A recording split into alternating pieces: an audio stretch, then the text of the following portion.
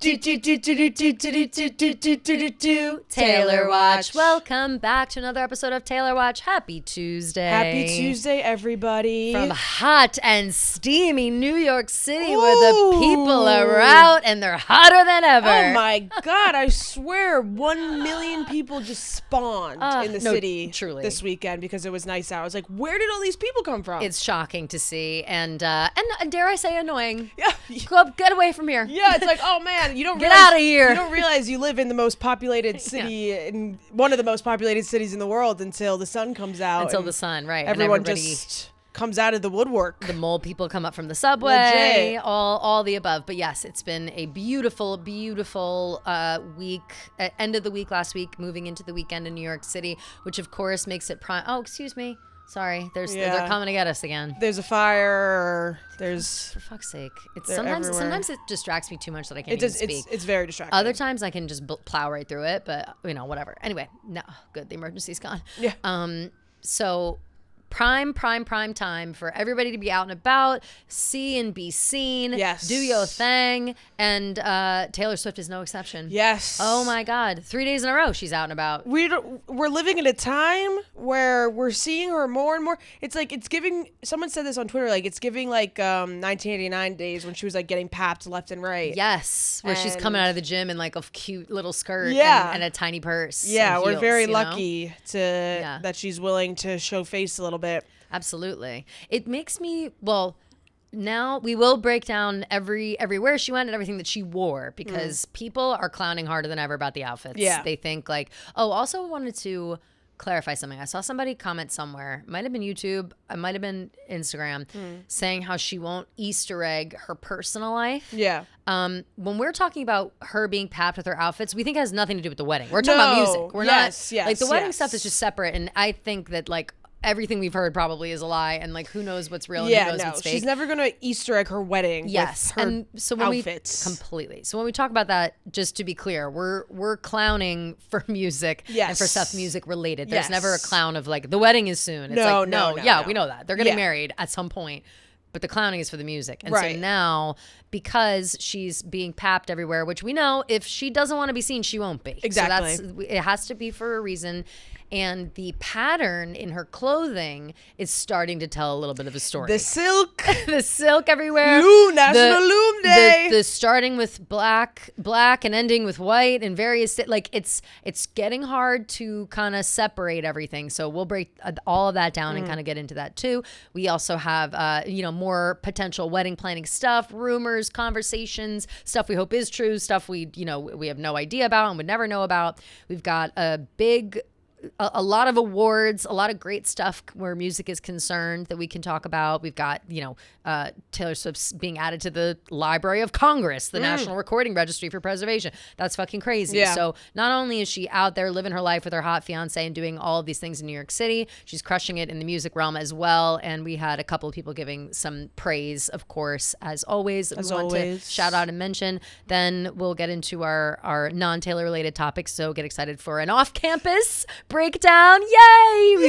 So by the time we get to that point, maybe should we do that last maybe so the people off campus, yeah. Okay, so we'll do that last at the end of the pod in case you haven't had the chance to catch up. Although it's like cancel your plans. Seriously. Yeah, cancel your plans and watch the show. There's it's 8 nothing episodes. more important than watching that show. We got that. We've got a couple of thoughts on Harry Styles' new concert. We got Drake. We got Gracie Abrams, Secret Lives of Mormon Wives, Selena Gomez, all the above. So big packed show today.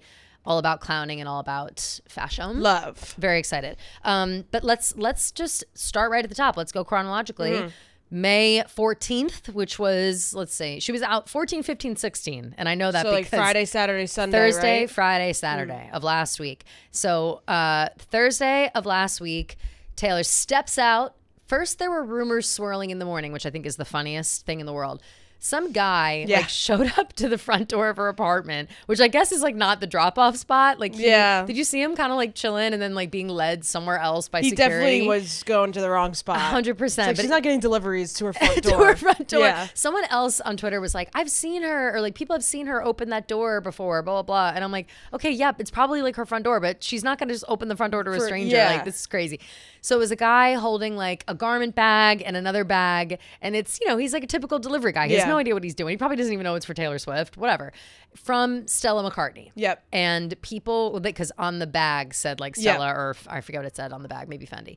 Regardless, people were like, Taylor Swift's wedding dress is getting delivered. I know. And we were like, as if she would get her wedding dress delivered to the front door, and it would just be like the thinnest. It's like, thing and I think it's ever. dragging on the ground. Yeah. I was And the Stella McCartney bag was Yeah. like not big enough to fit a wedding dress. No, it was so funny. It's literally like the garment bag is like dragging on the ground. This guy's like on his phone trying to figure out where he's going. Like the least, not a wedding dress, Yeah, but no. TMZ was like, reporting it as if that were the case and whatever. Everybody's freaking out. Turns out it was just her outfit that she was going to wear out that night. Yes, and I guess it doesn't really. If anything, it might be maybe stems more questions, but it kind of answers some questions a little bit too about like how we would always kind of be like, I wonder if she gets her outfits like delivered day of, or if she like plans them. So yeah, it seems like if she has like an event, like someone will just send her an outfit, or like she'll help pick it out or whatever. Absolutely. And especially someone as close to her as Stella McCartney. Yeah. Because this was a full Stella look, a Stella peplum top. Yes. Peplum is back. Peplum's back. I'm ready for that, actually. And honestly, I always loved it's kind of peplum. been back for like the past couple of So months. true. Like I feel like I've seen I love that a lot top. of peplum talk. Yes. It's such a controversial look. It really is. It's like, are we going to the business meeting? Are we going to the club? I was wearing peplum tops in the club in college. Like I that was yeah. I was We wearing were- peplum tops in like 7th grade. Hell yeah. Yeah. Yeah, right. We were all businesswomen, okay? Oh, yeah. We were very important businesswomen. We were boss ass bitches, girl bosses, etc. But yes, so she wore a Stella McCartney white button up peplum top with a black belt. The belt does not come with the top. That was Yes. added. And- And nobody seems to know what the belt is. All right, is it on that list? No, it doesn't say. I've not seen a list where someone's named the belt, but it's just a plain black belt. Plain black, but the pants are the row. No, the shoes are the row. The pants are also Stella. Virgil pleated pants, the row. No, that's wrong. She's wrong. They're both Stella. Uh-oh. It was a Stella. Is that Taylor Swift? The one I looked at was on Taylor Swift styled. was my girls who I like a lot on Twitter. They're so quick with it. No, it was a Stella and the whatever's the shoes were the row. But wait, let me find it from These say the shoes were the row. Stella McCartney peplum top. I don't know. Taylor Swift style is saying that it's the row pants. Let me find the reason this is important is because the pants are silk. That's also part of it. But there was a screenshot of the pants on the Stella McCartney website with the breakdown of their. Fuck, why can't I fucking find any of these things when they like deleted the tweet also, the person that like, or anytime I send you this thing. Here we go. I'm getting close. I swear to God. You're talking about like, the Swift edit? No. It's the That's one. Need the entire Swift styled. They're Stella McCartney textured lightweight straight trousers, and I actually looked them up on the website myself, and I saw them. So they're Taylor Swift styled. You're slipping. Shit. Unless these people are wrong, but why would she not wear like if these pants exist? And they're both Stella, like that makes sense. So it's Stella poplin peplum shirt, and then Stella pants, textured lightweight straight trousers, and then the row Awar leather block heel sandals, all north of $1,000. Yeah. And then the Fendi Peekaboo Issy mini purse. Yeah, that somebody very had cute. screenshotted. The only reason I was confident about the row or about the Stella pants is because someone had. I went on the website myself to see the silk to see if that was like a real screenshot or not.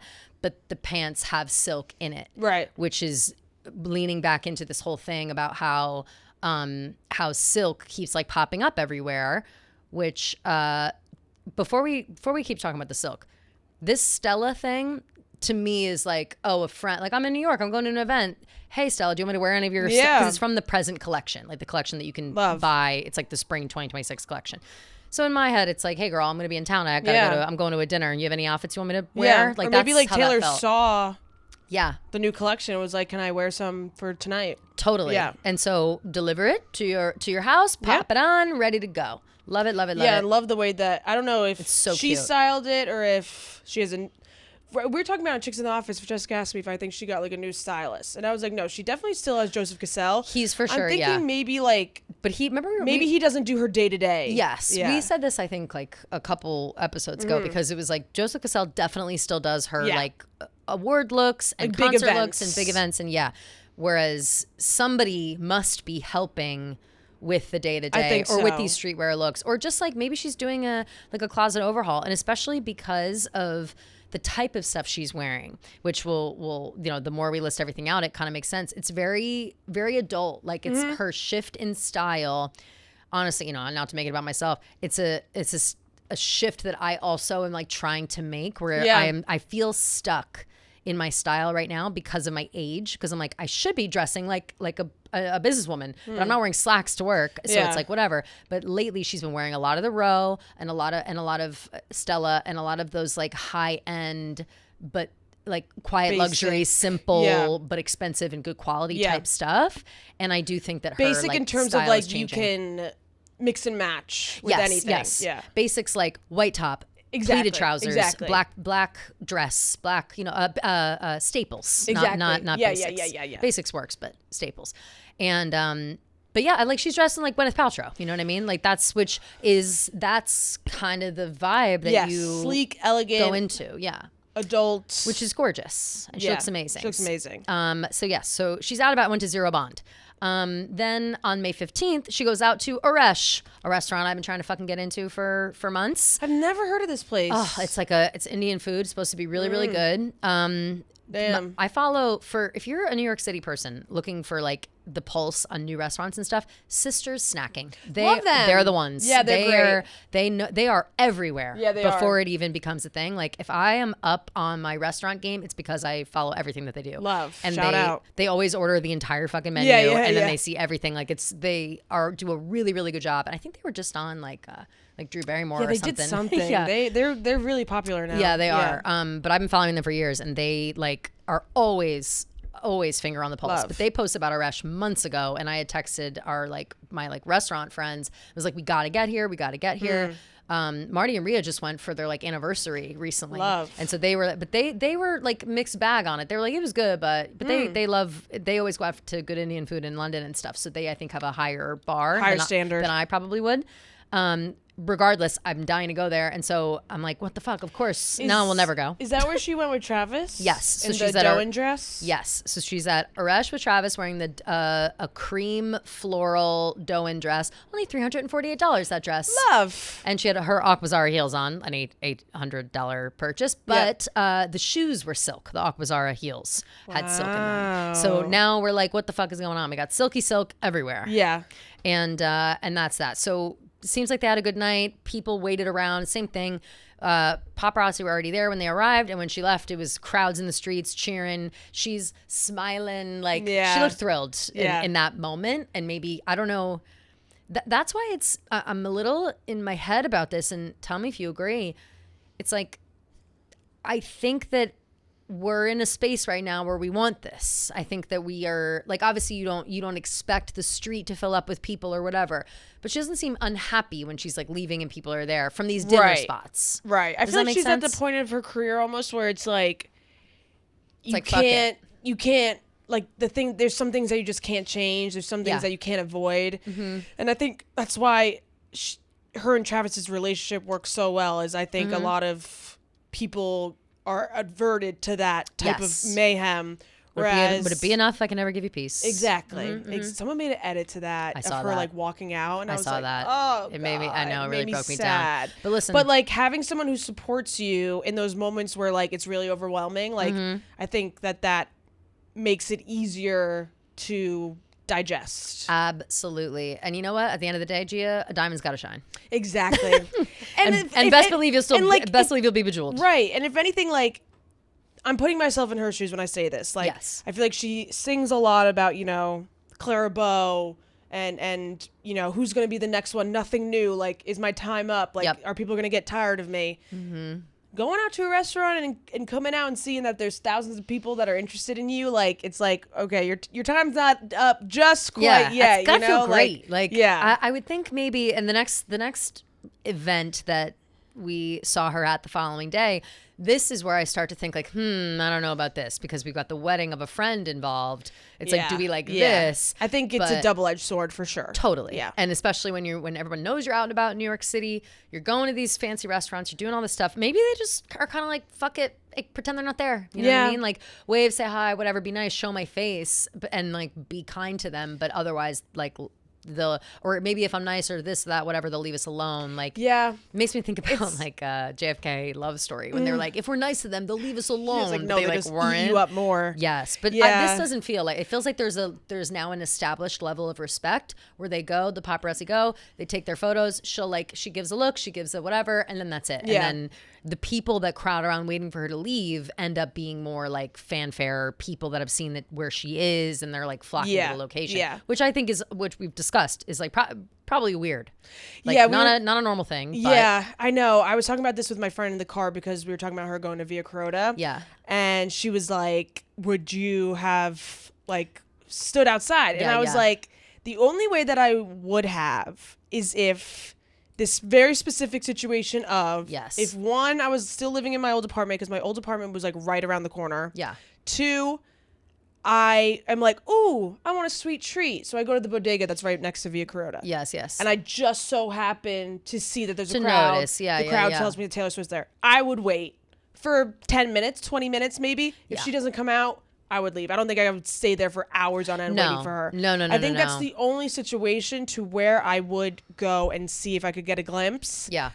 I think it's weird when it starts to be like, you know, you're a 10-minute Uber away and you like call an Uber and like go and wait all night for her to go see her. I don't know. You know what I mean? Yeah, like, yeah. I agree with that. It like, almost I has would to never, be more natural. Totally. I would never like get up and out. I think we talked about this last up too. Like, never are we like, if you happen to be walking, like, oh, dinner ended and it's midnight and everyone says she's about to come out, I think I'd wait like 5 or 10 minutes. Totally. Yeah. It's like, it's human nature almost. Like, it's famous people. And like, even if it's not Taylor Swift, like if someone told me that someone famous was about to come out in a restaurant, like I like to see celebrity sighting. Like, I think I would. It'd be if really I was fun. in that moment of like, you know, stumbling upon it. I think it's like when you actively seek it out, maybe that look is a little weird. But I think we said this last time too. Like Via Carota is such a poppin' area. It's right in the middle of everything. That I'm sure you can't really hide half of those if you go there. people were like at Bar Pisolino or somewhere else, and they just heard that Taylor Swift was over there. So it's like literally hop, skip, and a jump. Absolutely. It's not. It sounds crazy and it looks insane, but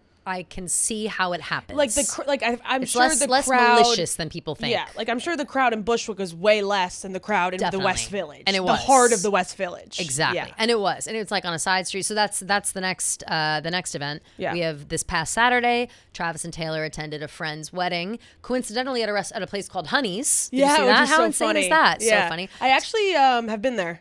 Really? Yeah, it's amazing. It's a very it's like a rooftop place. venue. Yeah, it's like a club bar type of vibe. It's fun. I meant to look it up and see if I recognized like the rooftop at all, because it's like a wedding venue, right? Yeah. Well, I have to look and see. I don't think I've been there. If anything, I was like, they're having their wedding reception there, because it's like very clubby vibe, bar vibe. Maybe that's it's just their party vibe. But they do have an outdoor space, like they do have an outdoor part, so like got it. So they probably had a. So I think it can fit whatever vibe you want it to fit. Totally, especially if you've got a planner in, like doing whatever, they can make any space. And it was literally the most gorgeous day in history on Saturday. Yeah, like seriously. So fucking beautiful and perfect the whole time. But so to break it down a little bit, they show up in their car to this place, Honey's in Bushwick, cobblestone streets. It's deep in Brooklyn a little bit for those who aren't familiar with New York City. And Taylor steps out of the car. Travis gets out. She's got his nice suit on. Fear of God. Great. Looked amazing. Yeah. And Taylor was wearing a Maria Lucia Hohan dress. Like maybe one of my favorite dresses I've ever seen her wear. Yeah, this Holy is fuck. up there with one of my favorite So looks stunning. from her. She wore like a green metallic. She's worn that same designer to Pat Mahomes. The Mahomes. Foundation. Mahomes Gala. 15 and Mahomes, yeah. And she also wore a dress by that same designer in the Begin Again music video, apparently. Love. Which I meant to go look for with my own eyeballs, but apparently it's similar. It looks similar. Love. The dress, that green dress that she wore to the 15 and Mahomes Gala, it does kind of like you can tell that they're sister dresses, you know, like For sure. I think are like even the same I fabric, think that maybe that's the same kind color. of the That's her vibe. yeah the that designer. design. Yeah, like that's kind of like the staple of this designer. Yes. Is this kind of like intricate lining. Yep, with of like that the metallic bodice. but flowy fabric. That dress again for the first time You I was would like, I look need that fucking so dress. good in that dress. I need it. I Yeah. like need it. But it was. She also had on these Aquazzara heels that she's worn a few times that are that have like this. I'm trying to think how to describe it. They have these like gemstone details. They're Yeah. really, really pretty. But what's exciting about the heels and about the dress and everything was the jewelry that she was wearing. Yeah. And not only did it match the shoes perfectly, I don't know if you noticed that, the jewelry like looks like the shoes. So it was such a good match, I think. But she wore earrings. Each earring had 13 stones in it, which is what a crazy coincidence. I know. She wore a beautiful bracelet, all opalite diamonds and 22 karat gold, and also an opal ring. Not sure if she wore the opal ring, but it is a part of a collection that seemingly was gifted to her once having belonged to Elizabeth Taylor. Yes. So the jewelry seller confirmed that it was purchased in December of last year. So people think it was a Christmas gift. Yeah. And it's this like opal collection of Elizabeth, and there's photos of Elizabeth Taylor wearing the collection before or whatever, valued at $125,000. Wow. Woo! But Sheesh. wow, is it worth it? I mean, well, Yeah. you know, for if you're a millionaire or whatever. But the earrings are so beautiful. They match that dress. Like the jewelry went with that dress so fucking well. It like made me sick. Like it's just stunning all around. What a look. I mean, everything. I think she did wear the ring too, but Yeah. everything was just absolutely gorgeous. And like, if it was Travis who found this, because the guy in the interview did say like a sports agent reached out to him. Yes. So like, if it was Travis that bought it for her, like, Like what what a a great perfect. gift. Like, are you out of your fucking 13 mind? Like stones, Elizabeth Taylor, opal? Like in what world? So this Yeah. is also what the guy had to say. He said, "I'm just glad I went to somebody that actually appreciates it. I know Taylor Swift has a song about Elizabeth Taylor, and it all makes sense. It seems like it was bought with a lot of purpose. There was obviously a lot of thought put into this one, and coming from somebody like Elizabeth Taylor and going to somebody who, among today's generation, is just as recognizable as Taylor was back then, I think that's very cool." So it sounds like it was Travis or Yeah, because he said Travis's that he like team or thought whatever. that the deal was weird because it was like a sports agent that reached Yeah. out to him. There So, we go. Maybe that's what they were trying to keep in house. He was trying to with the right gift. keep it in house yeah. or keep it a secret because Such a keep it from Tree. Yeah. Don't tell her. You know. Yeah, It's hilarious. so- Using his own agent to do it. Yeah, That's yeah, I love hilarious. that. I mean, they're so Amazing. thoughtful. If that is how it Beyond. ended up working out, either way. Mm-hmm. Yeah, I think it's just such a cool homage to Elizabeth Taylor, and like I think that it just is like the invisible strings that she has with Elizabeth Taylor are like the same with her and Travis. It's just like It's all the amazing. little things are just like what a crazy coincidence, and for it to be 13 stones is just so. It's so nuts. So It's so nuts. nuts. To Yeah. the point where I was like, she must have gotten those earrings and like added a couple more stones to make it 13. Like there's no way that coincidentally the earrings happened to be 13 stones each. And of course they are. Yeah, no, of course. It's just so cool. I was dying too because people were like saying like, it's really hard to clown because we have to remember that she just really likes the number 13 also. Yeah, that's so So true. Literally, she'll, like, have It's like how that. are we supposed to know that TS13 is coming when she just Right. loves 13? When she's always rocking a 13 Yeah, yeah. somewhere. But this is like one of the ones where I'm like, there's nothing about this outfit would be a clown. This is just like a trip to a friend's wedding and a beautiful outfit, beautiful, gorgeous, whatever. But they're photographed going in, looking beautiful. Also photographed coming out. Yeah. Taylor's wearing Travis's Fear of God blazer Cute. on the way out, looking great. People are making a lot of jokes online, being like, "I know that stumble coming out of a wedding. Like, just get eyes on the prize. honestly, get to the yeah, car." legit. And she seemed like she was just went Yeah, straight and to the I car. commend her for even doing I that. I would have eaten fall shit. flat on my face if I was Absolutely. crunk leaving a wedding and those lights were blinding in my face. Ooh, I'm like, forget it. I think I would have like a seizure or freak out. Completely. Yeah. I wouldn't be able to see one foot in front of me. Like Yeah. the way that how swiftly she got into the car, like I would have fallen flat on my face, or I would have been like, oh my god, hey guys, like eyes closed, like I love you guys. yeah, like you guys are the best. Like I would have 100% done something so like that. funny. So kudos to her for not. Yeah. Did you see her security guard carrying flats? Yeah. So funny and so real. So real and hilarious. I need to start doing that for Dolce Vita flats that everybody has. Yeah, those red velvet ones. Red velvet ones, and then You there's have another them, one. don't you? I have ones that look like it, but not the Dolce Vita kind. But Rhea has Dolce Vita, like a similar Mary Jane with like a thing in the like a scrunchie in the back. She says they're the most comfortable shoes ever. The Kaylee flat, I think they're called. She's got them. She said the most comfortable flat in the world. She wore them all over Europe and whatever. Yeah, and that they're the best. And I guess everybody knows that. So I guess shout out Dolce Vita, the most comfortable flats in the world. Maybe I'll have to get some for Italy. Yeah. Interesting. For sure. But it seemed like they had a great time.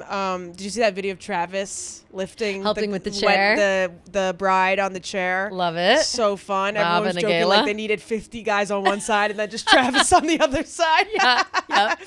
He's so big. He's just so bigger than big. everyone. Yeah. And it's amazing. But yeah, people were saying, so this is what someone had said about, someone was at the wedding and had messaged another friend who was a Taylor Swift fan, and this is what they said with like some photos, which I get, I have mixed feelings on. I think we all have mixed feelings on that. Like when they're in a public place, that's not like whatever, people sharing photos and blah, blah, blah. But this person was just like reaching out to a fan and a friend and said, so I know you're a huge Swiftie, and I was just at my cousin-in-law's wedding, and her husband grew up with Travis Kelce, and they're like best friends. So Travis and Taylor were both at the reception that I just left. Taylor was super cool. I didn't talk to her because she was surrounded by all these other women who were just following her around. But her vibe is like perfect. She's so chill, dude. LOL. And she was super friendly with anyone that did go up to her. Yeah. Which is lovely. That seems nice, basic, like not giving too many creepy details. For sure. Just being like, she was really nice. She was getting followed by all these women. All these hoes. How would we, like if you walked into a wedding and it was your friend of a friend's wedding who coincidentally was best friends with Travis Kelce, I don't know how I'd act. I don't know if I'd be able to go. Like, I think I'd have to hide in the corner. No. Like, I don't know how I would act. It's like, it's so. I probably wouldn't speak. Like if I knew she was going to be there or if I was surprised with her being there, I think either way I wouldn't talk to her at all. I think so too. Yeah. I think it would just be too much pressure. And I'd be like, everybody's acting like a freak and I don't want to be a freak. Yeah. You know? I think I would just become a shell of myself. Like, same. I think I would just want to be who, like, I don't want anything in my mind to change. Yep. And my worst fear is her being like, you're that freaky same. podcast girl. Always. That's my biggest fear. Of her being like, oh, I know you. Yeah. And like in that tone. In that bad way. I would die. Yeah. Like I would literally die on the floor. Yeah. We'd cancel the show. Like if for 1 second, Gia and I met Taylor Swift and we got the inclination that she didn't like the show, it's over, by the way. Cancel in a split second. There's no doubt. Yeah. And we won't speak of it ever again. Yeah, that would be so, don't get too attached, because when we do meet Taylor, and she says, and she gives us the no then we're now. out. Yeah, then we're out. We're out I of this actually game. was literally, this is so creepy, but I was literally like picturing my most preferred way to have some sort of interaction with her. Mm-hmm. And this would be just me by myself, you not being there, because I think if it was both of us, I would maybe be different. But this is just me picturing. It would be harder, I think, if it were both of us at the same time. So I would say it would be like me and a friend. We're going to Via Carota. Yeah. We're there first. She shows up. Amazing. I get a glimpse. She maybe gets a glimpse of me. But like I don't get any, like I don't do anything. I don't say anything. She's in her side room. And then her security guard comes over, hands me 2 handwritten notes, one for me and one for you. Oh my God. First of all, thank you for including me. Of course. That's so nice. And then I open the note. It says like, thank you so much. Like, love Thanks you. for the support. I look up. She's on the other side of the restaurant and just goes, and that's all. I'm crying. It's not even, literally, it's your. It could be either one of us in this role. It's literally your fantasy, and I'm crying about the possibility, like, of even. No, what is wrong with me? I'm not okay. Well, because it would be the most beautiful moment of our lives. Coming, that's why. Oh, that's why. But it's like, like imagine you look. I'm imagining like you look over and it's like Batman. Yeah, exactly. The nod just and one nod of lift up a glass of acknowledgement. white wine. Yeah. Oh my God, Yeah. that would be so insane. That's a really good scenario. Really and good that's scenario. all we say to each other. The note says it all. and then I get to bring Oh my you the note, God. or you get to bring me the note, whatever it That is. would be literally fucking Yeah. insane. I so similarly had a not a like full daydream. I think it was a regular dream. I can't exactly remember the scenario, but it was very similar to that. I think we were like, I can't think who was around. I don't know what friend group it was. But it was like, I ran into Taylor and my response was like, oh my God, there you are. Like, I almost acted like we knew each other already. Yeah. I was like, oh my God, there you are. I was like, so nice to see you. And then for some reason, did I tell you about how my brother told me once about how he had the dream? And then he like went up to her and was like, do you know my sister and her podcast? Yeah. Like whatever. And then she gave him like a smirk and walked away. Yeah. And so like in my head, I was like, you met my brother on the astral plane. Like, I just thought like that would be hilarious. And funny. I don't know when I was thinking this, or I think I was just like high, maybe on the couch. I forget. But in my head, I was like, that might be hilarious if I was like, oh, Yeah. and then it's like, but then I'm like, that would be weird too. It's like my brother had a dream about you. Yeah. But I wouldn't even explain that. Yeah. I'd be like, oh, you met my brother. Yeah. He actually asked me about you, but on the astral plane. Like Yeah.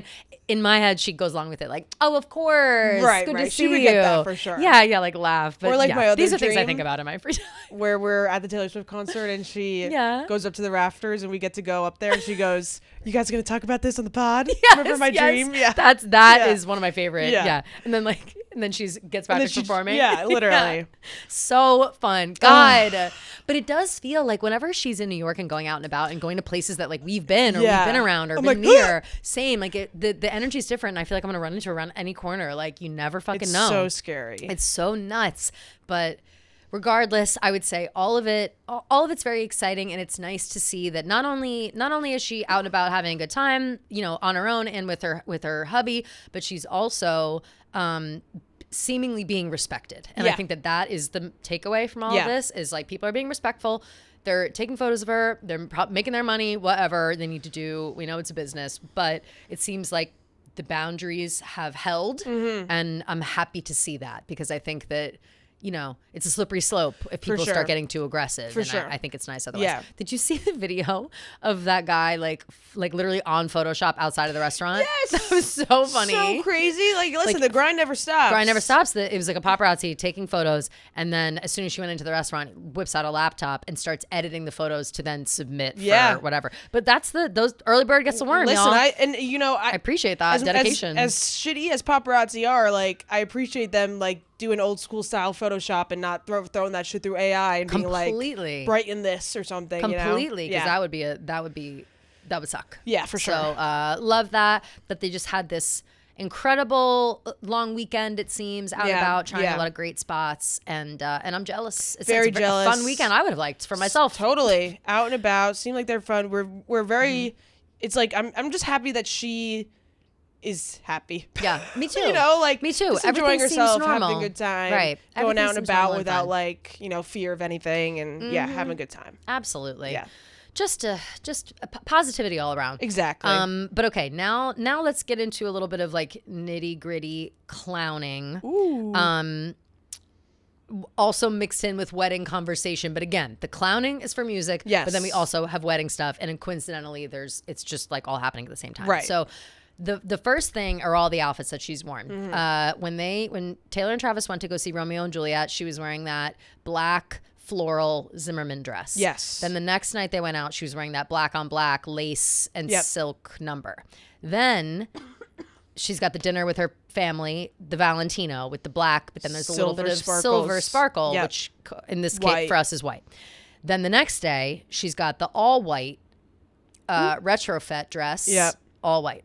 Then the day after that was, you know what? It was the Stella McCartney look, the white top, cream pants. Yep. And then she's got the cream floral dress again with Travis. And so it's kind of bookended where if you line them all up next to each other, they look like a progression of each other. Interesting. And we're just pointing it out.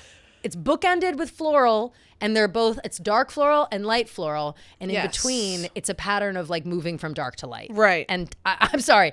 Am I blind? Are we crazy for saying that? No, I feel like What I don't the know. hell? I don't know. I feel like Could it be a coincidence? I just don't.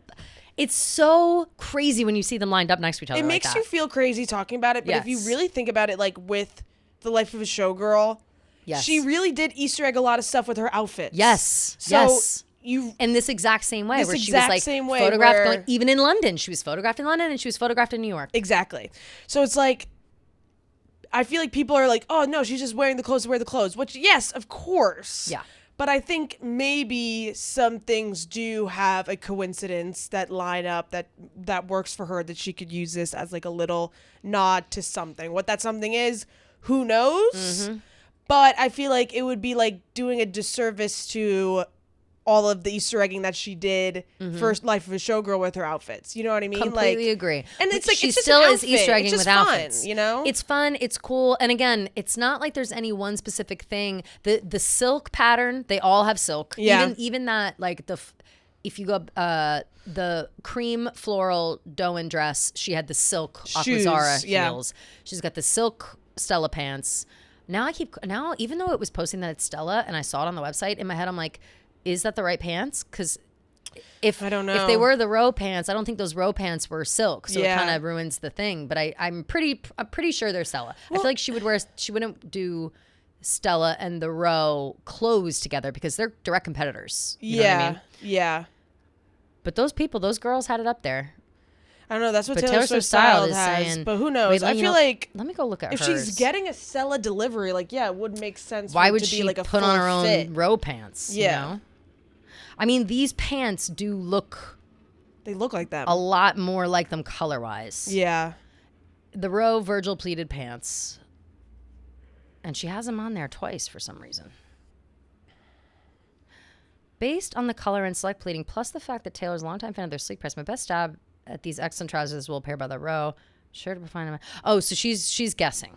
She's not totally sure. Okay. But I will say that they look a lot more like than the ones from the Stella website. But it doesn't, whatever. Regardless, the silk of it all, I think, still applies because there's a piece of silk in all of the other outfits. And if we take out that Stella top outfit, the pattern still stays. For sure. And I believe it's 6 if it's that way. So it's black floral, black on black, Valentino, all white.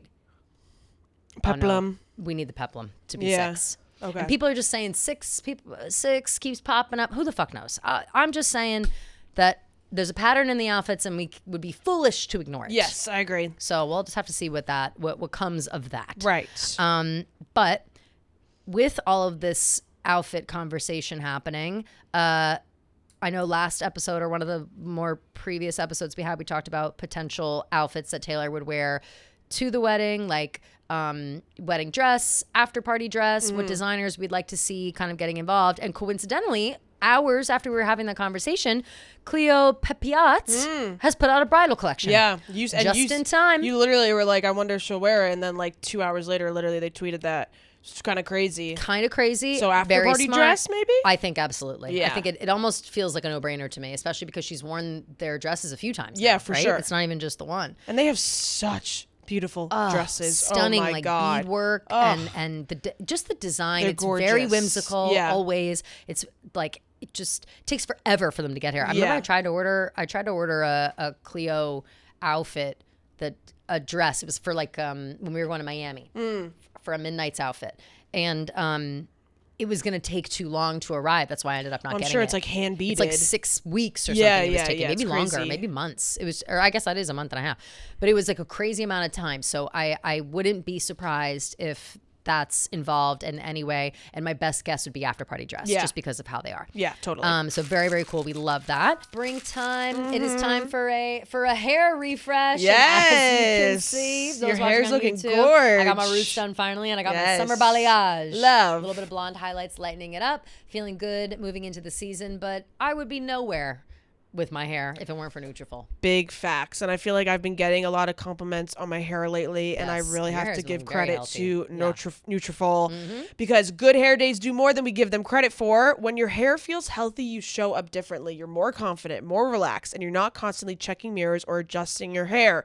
Nutrafol supports hair health from within, working overtime to deliver results you can see and feel so your hair becomes something you enjoy. Nutrafol is the #1 dermatologist recommended hair growth supplement. And it's the #1 hair growth supplement brand personally used by dermatologists. Woo! Their hair growth supplements are peer reviewed NSF certified for sport, and clinically tested to measure improvements in hair growth, quality, and strength. It's not a one-size-fits-all approach. They tailor to different life stages like postpartum or menopause, different formulas for men and women, and lifestyle factors such as plant-based diet, so you get support that's actually right for you. You can order online. The daily routine is easy, no prescription needed, with automated deliveries and free shipping to keep you on track. So let your hair be one less thing to worry about. See visibly thicker, stronger, faster growing hair in 3 to 6 months with Nutrafol. For a limited time, Nutrafol is offering our listeners $10 off with your first month subscription and free shipping when you visit Nutrafol.com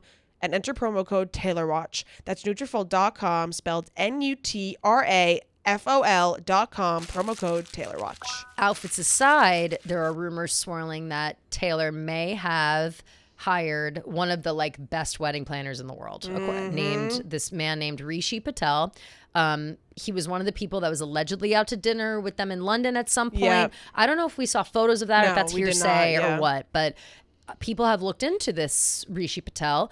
And they were like, if the rumors are true and he is the wedding planner, we are not ready. This is going to be the most insane shit of all time. I mean, if you go to that man's Instagram. I took a stroll, Gia. Holy florals. Fuck. Holy florals. Holy floral arrangements. But also a lot of the shimmering glassware and beads, and it feels very Taylor. Yeah, so I kind of hope that rumor is very true. beautiful, my detailed. God. Yeah, Oof. This guy's the cream of the crop. Yes, and he's done other famous people's weddings. He's not he's no he's no newbie coming up.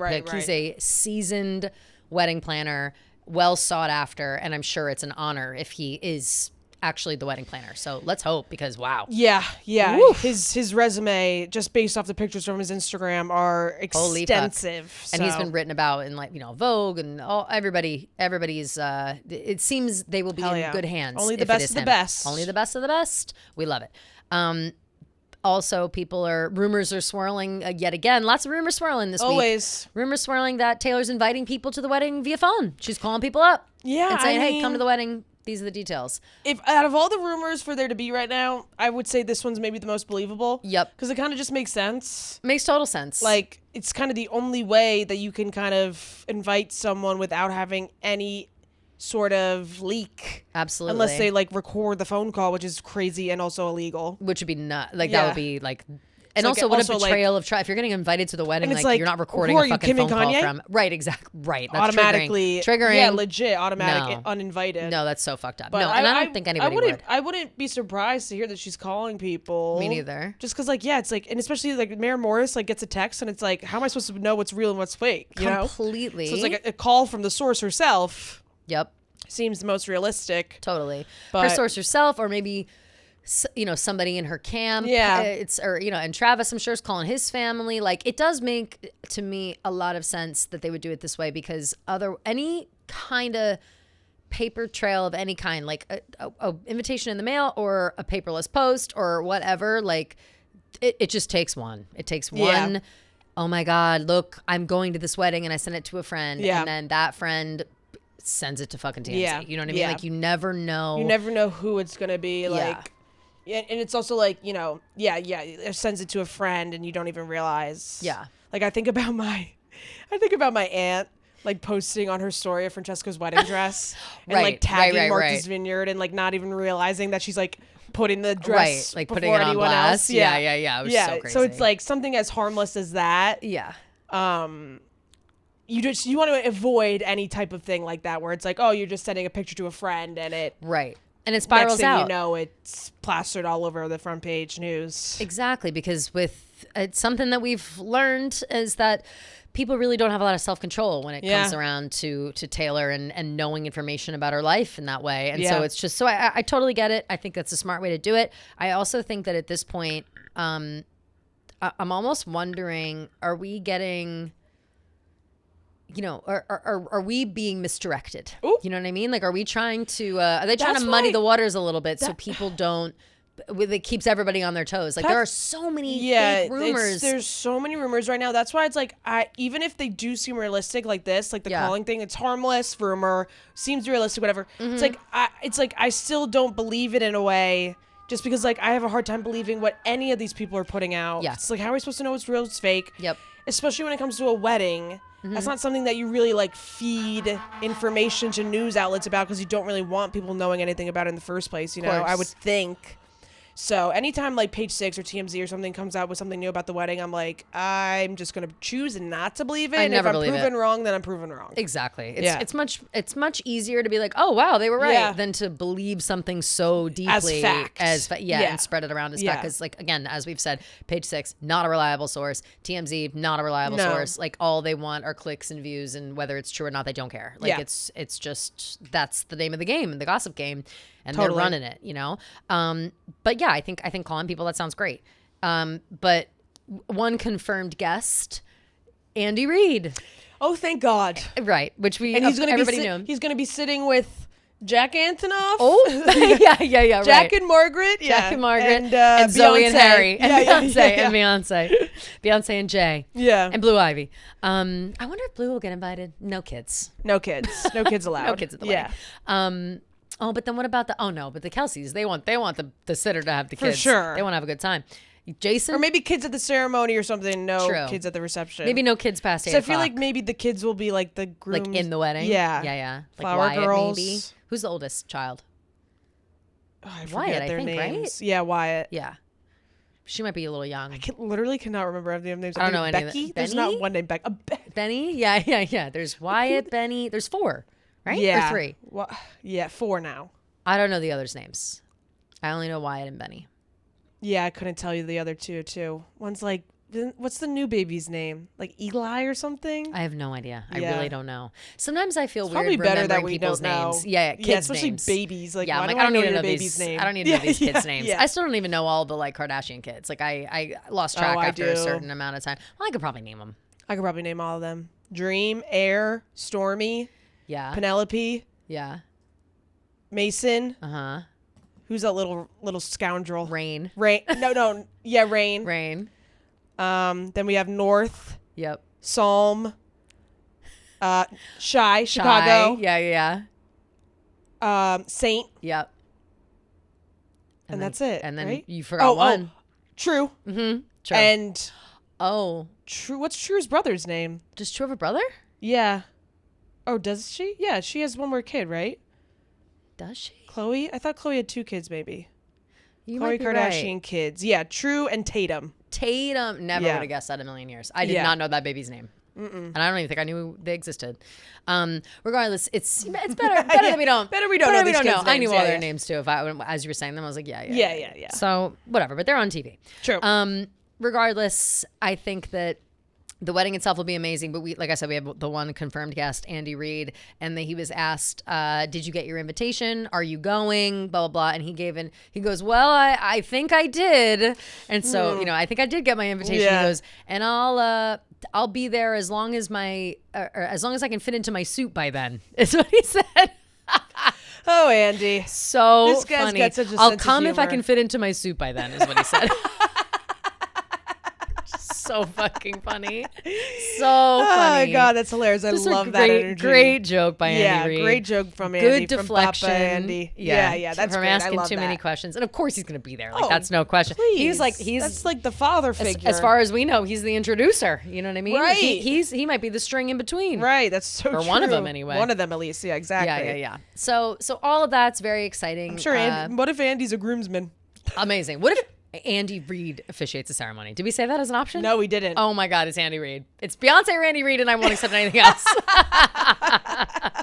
Anyone else is a letdown. Yeah, I'm sorry. right, It has to be Beyonce right. or Andy Reid. That's hilarious, and I could Andy totally Reid see would that. be so fucking funny. Yeah. I think the football guys' heads would explode if Andy Reid officiated Travis Kelce and Taylor Swift's wedding. They That wouldn't be would able be to handle it. iconic. They That wouldn't would be able to seriously handle be it. iconic. Wow. Now I want that. Like, I wonder how many NFL people are gonna. Oh, I'm sure so a million. many. Yeah. Like Well, Travis that's is friends why- with so many people. that's But, like, why the is conversation is, Goodell like- gonna be invited? No way. No Yeah, way. yeah, no no way. way. No, because he'd make it some sort of business. Yeah, Although we yeah. have seen we've seen Taylor and Goodell having a conversation, right? I think we have. Like I think he came up to. Maybe. In my head, there's like a picture of them next to each other, maybe speaking. Yeah. And her with I don't know. I was Yeah, in the yeah, conversation, but I'm pretty sure I have that in my memory. But I wonder, or when it has to do with the timing of the wedding, it does feel like there's only a short amount of time left this year. I think that's why everybody is we know that's why everybody is so aggressively pushing for like within the next few weeks. Yeah. Because once football starts, nobody can do anything. Like all of Travis's football friends and the people, the families associated, whatever, like they all have different schedules. There would be no one weekend that they could all do. You know what I mean? Yeah, I mean, even holidays, they can't do like if they did a New Year's Eve wedding, people play football on New Year's. Yep, you know? So totally. There isn't an option. It goes until February. Like there's so much going on. So yeah. And preseason starts August 6th. Yeah. So practice must start first week of July, maybe second week of July. Yeah. If preseason starts August 6th, it has to be at least a month. So for sure. Yeah. So we're kind of running on a short window of time. Right. Unless they decide to get married maybe after football season. Right. Which, to be honest, I think that like they just got engaged. That could be a possibility, no doubt. It hasn't even been a year since they've been engaged. It would make complete sense to me if he does one more year of football. They take their time planning this crazy. Right, exactly. Yeah. Take their time planning this crazy wedding, the biggest Not wedding. saying they're rushing, just saying. No, right.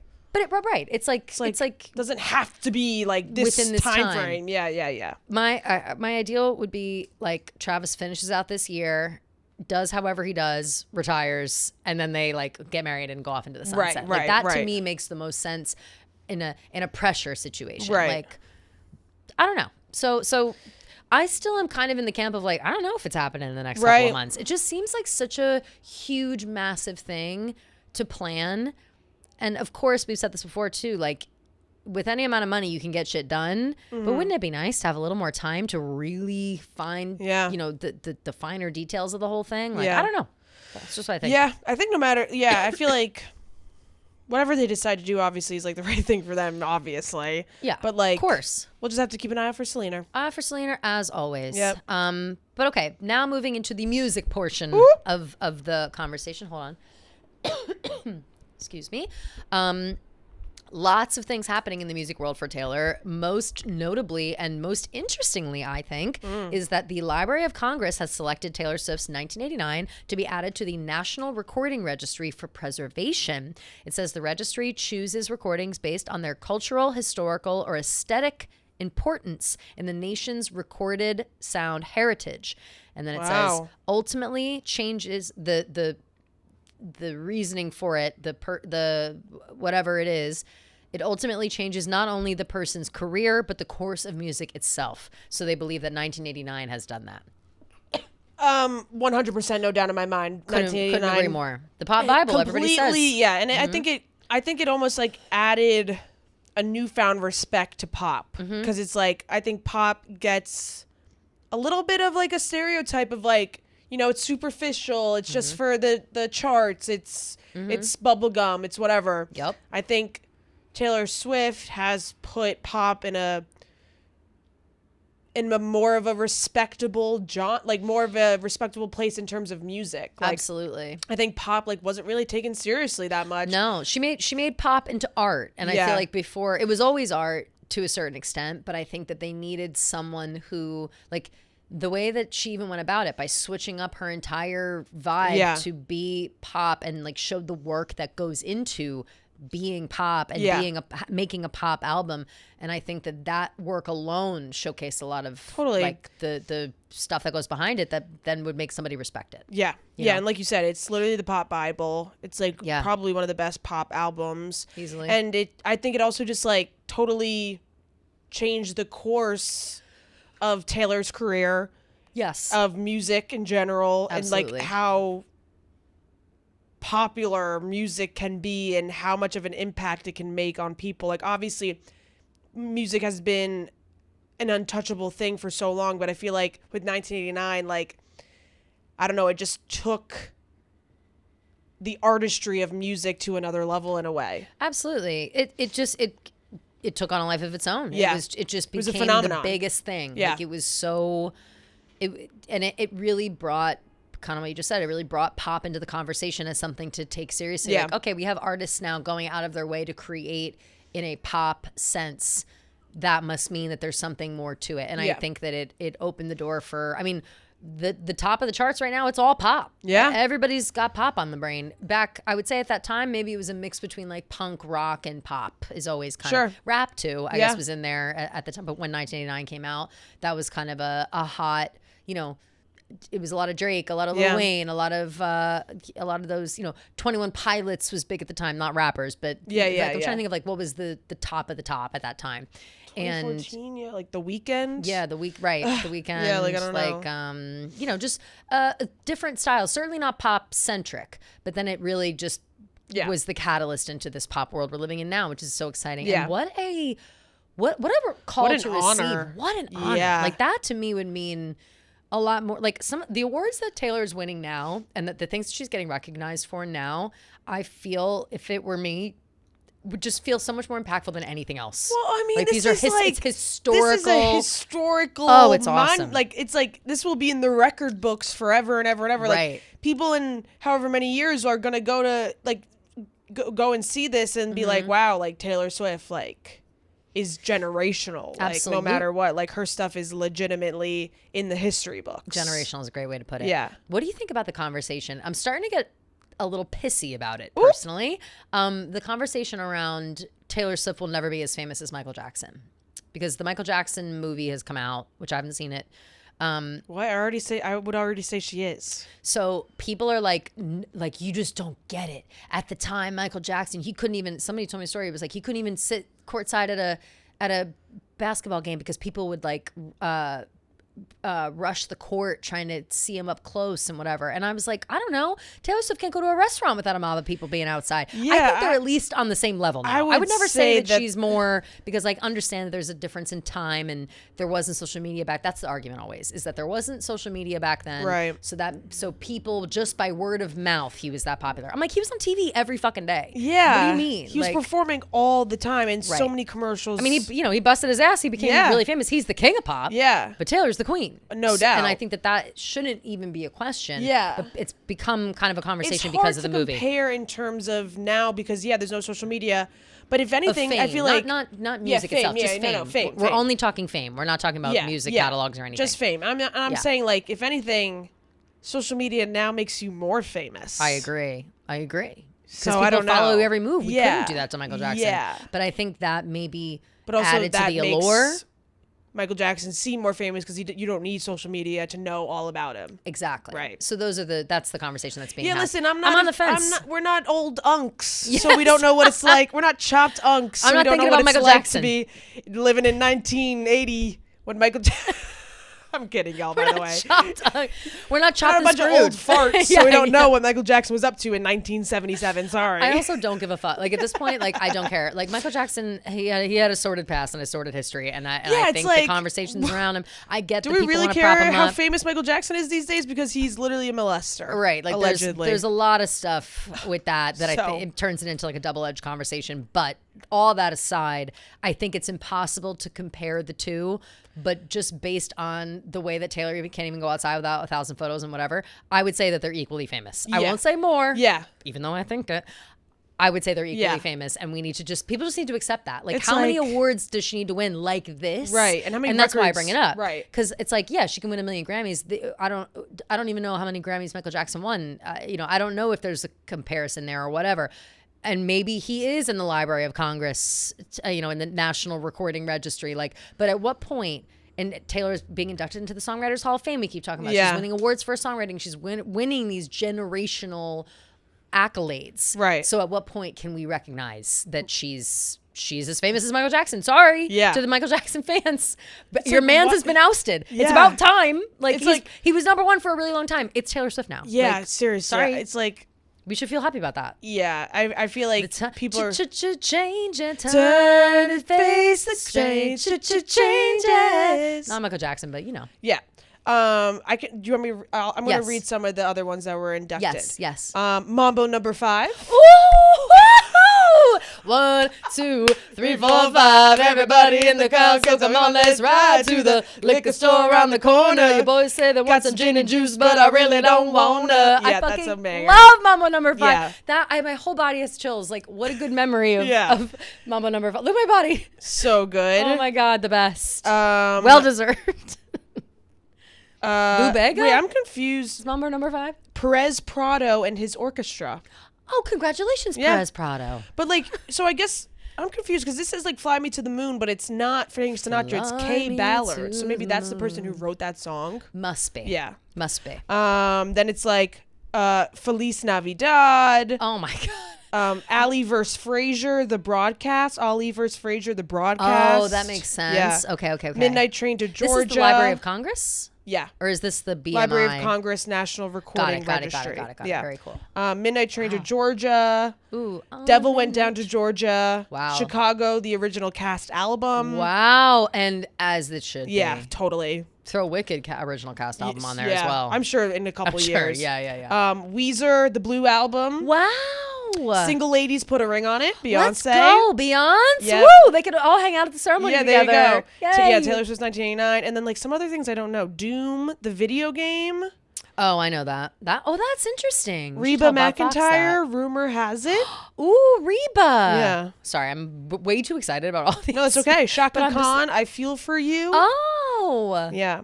Good for all So these. Ray What an Charles, honor. modern sounds in country and western music. Love that. So, Congrats yeah. to Ray Charles. It's really throwing me off that the guy who sings Feliz Navidad's name is Jose Feliciano because that was my janitor in middle school or elementary school that killed my priest.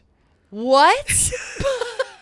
You don't know this story? Wait, I think you've told me, but I Yes. also had the angel of death, Charles Cullen, killed my priest, so it's hard to. Oh my God. Yeah, Father Gall, rest in peace. No, Father Ed, rest in peace for Oh my me. God. No. Wait, how did your in priest get fifth grade, killed? he got murdered by my janitor. Wait, I remember you telling this story, but Yeah. give me a little synopsis again. Fifth grade. That guy also wrote Feliz Navidad. This guy, Jose Feliciano, not Holy shit. Feliz Navidad Jose. Whoa, do but we my know that for sure? Mr. Jose. Yeah. Who like was such a normal guy, would pass out the milk during recess and all that stuff. Lovely. My dad loved him. Yeah. Stabbed my janitor 44 times in the back because like they didn't do a background check Wait, on him and your they priest, you mean? Oh, sorry, yes.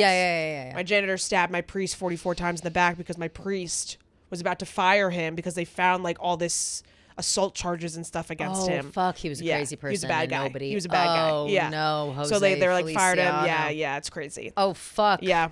So Right after all the success with Feliz Navidad. No, literally Not it's the like, same God guy. damn. Well, we don't know. I Well- assume it's not the same guy. Well, Feliz that's the whole Navidad's thing. been around for a long time. Yeah, this was 1970. Yeah. And this took place in 2010, Yeah.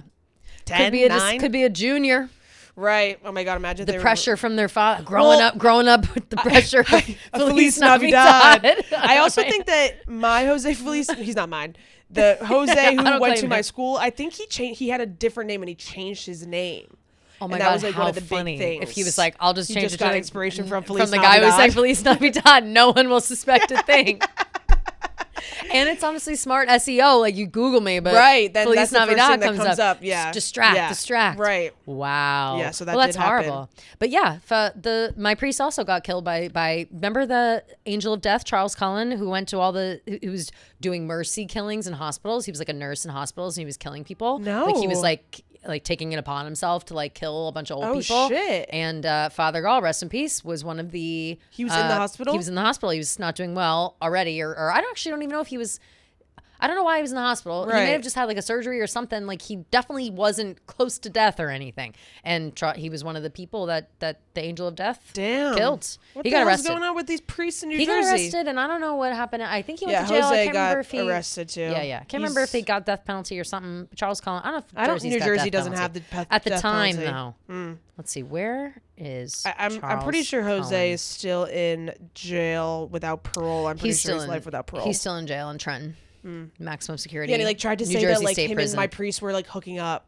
He tried to be like it was like a crime of passion because they were in love. Oh, yeah, it's crazy. That's so crazy. Yeah, my guy, the former nurse and he's a serial killer. I didn't realize Charles Cullen. Right. Former nurse and Well, I serial guess if killer. he was going around just. It wasn't just my town. Like he would like when people started to suspect, he'd like quit and go work at another hospital. He was just like a nurse. Said he is serving 18 consecutive life sentences for the murders of at least 29 patients, with his earliest parole eligibility date set at June 10th, 2,388. Oh.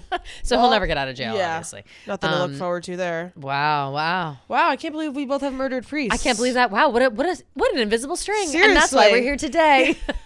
And that's why we both everything lost is God, and now we're here. Yeah, seriously. And everyone wonders why I'm not religious. It's like, well, because right. I literally. Yeah. Well, our priests were murdered. Yeah. And we just couldn't get another How one. can God explain that? Yeah. Seriously. Seriously. Fuck. Okay. Anyway. Yeah. Back to what we were saying, which I literally can't remember how we even National started Recording talking about. Registry. Oh yeah. Right. Feliz Navidad. Yep. Right. Congratulations to Taylor. Yeah.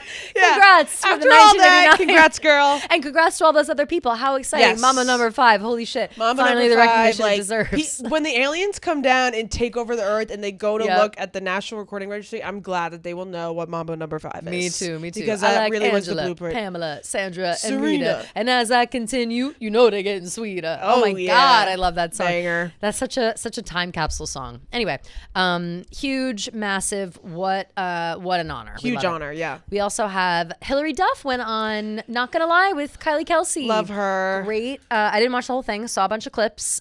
Loved it. Loved the clips that I saw. Hillary Duff is she's the realest one out there, She's just, she'll talk about whatever. Yeah, did you see that She's she did so like calm. a performance at her kid's school? No. Yeah. No, that's so cute. So awesome. Oh, I love that. She did. I don't know how old her kid is or whatever, but like she did like their older, like, I think, like middle school age. Yeah. And so she did like the performance at her kid's school.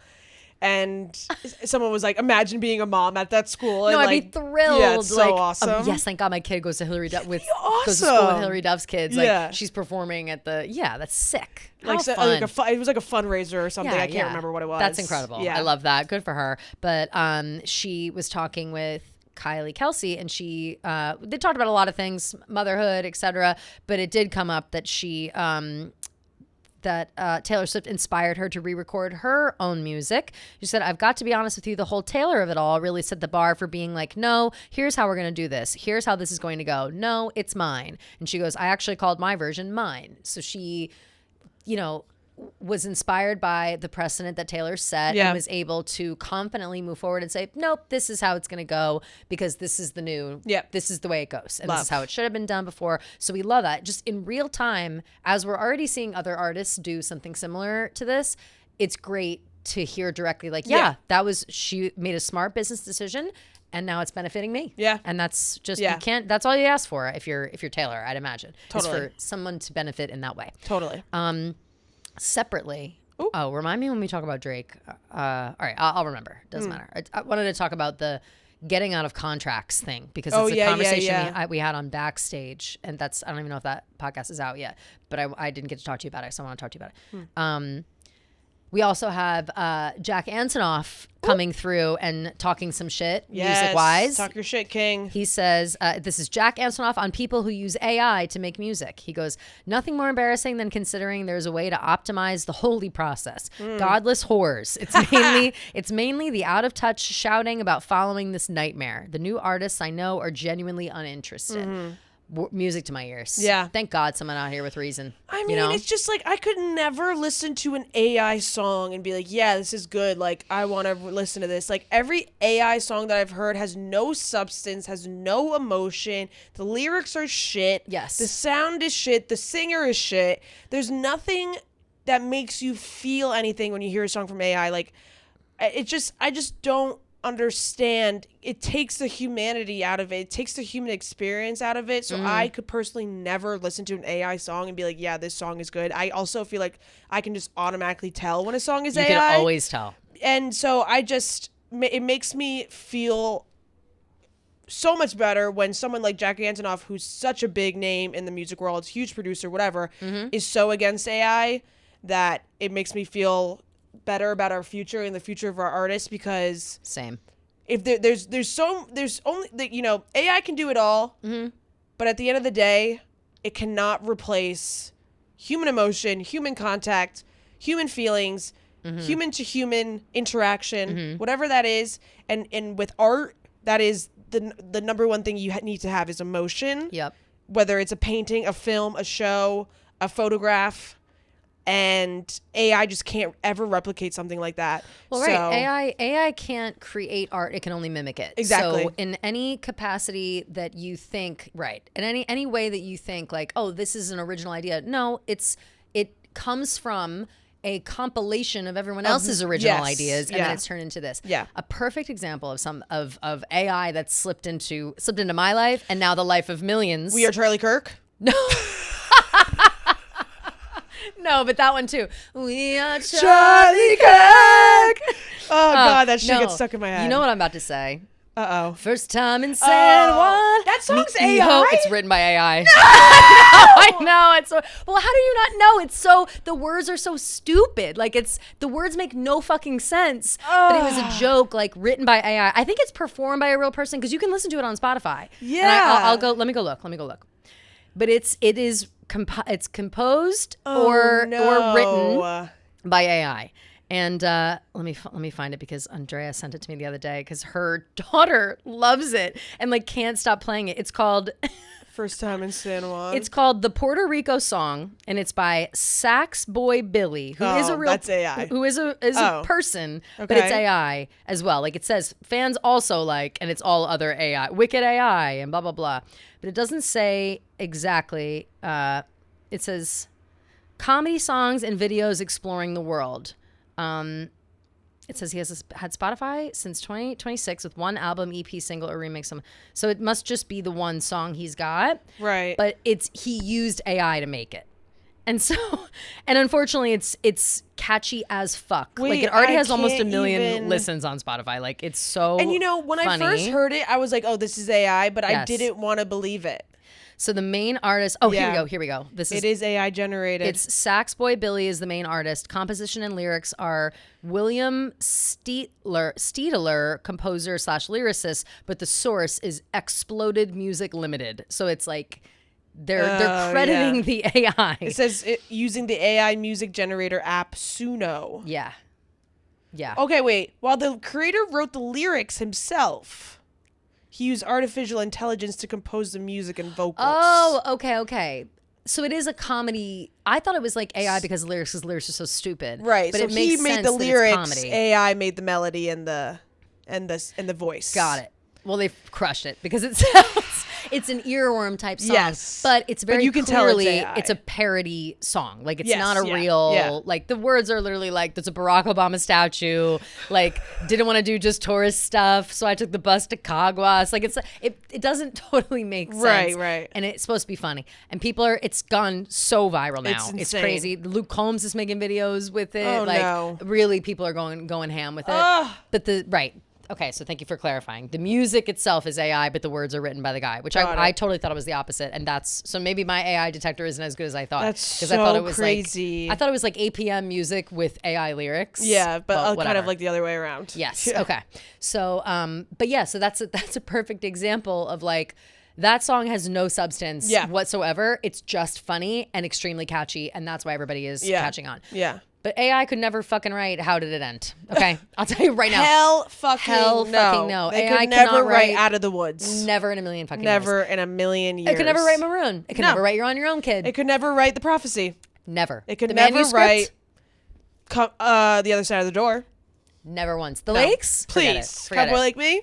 Not a You're chance. a fool. Foolish Yeah. to even consider.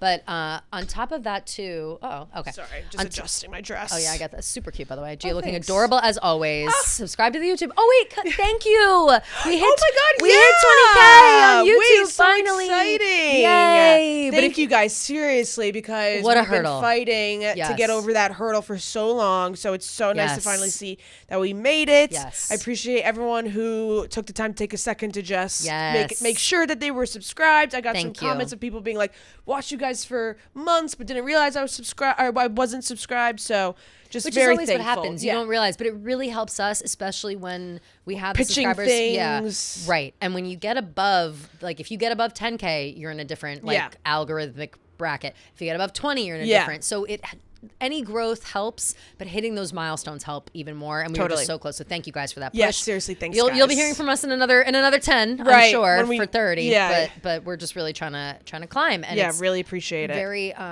totally appreciate it. And it's very, very cool that we have so many people subscribed that are just Swiftie fans. Yeah. So it's amazing. But what I wanted to say, and I wanted to bring up, are you caught up on Hacks? No. Did you see? I thought I saw you share about the AI conversation. Yes. Did you watch that? No, I just saw the clip. Oh my God, Gia. All right, then we won't talk about it because you have to watch it. It is perfect. If we're ever needing to like win an argument about AI. No, I sent that to my mom because my mom said that to me when I was in Florida. She's like, well, it's just inevitable.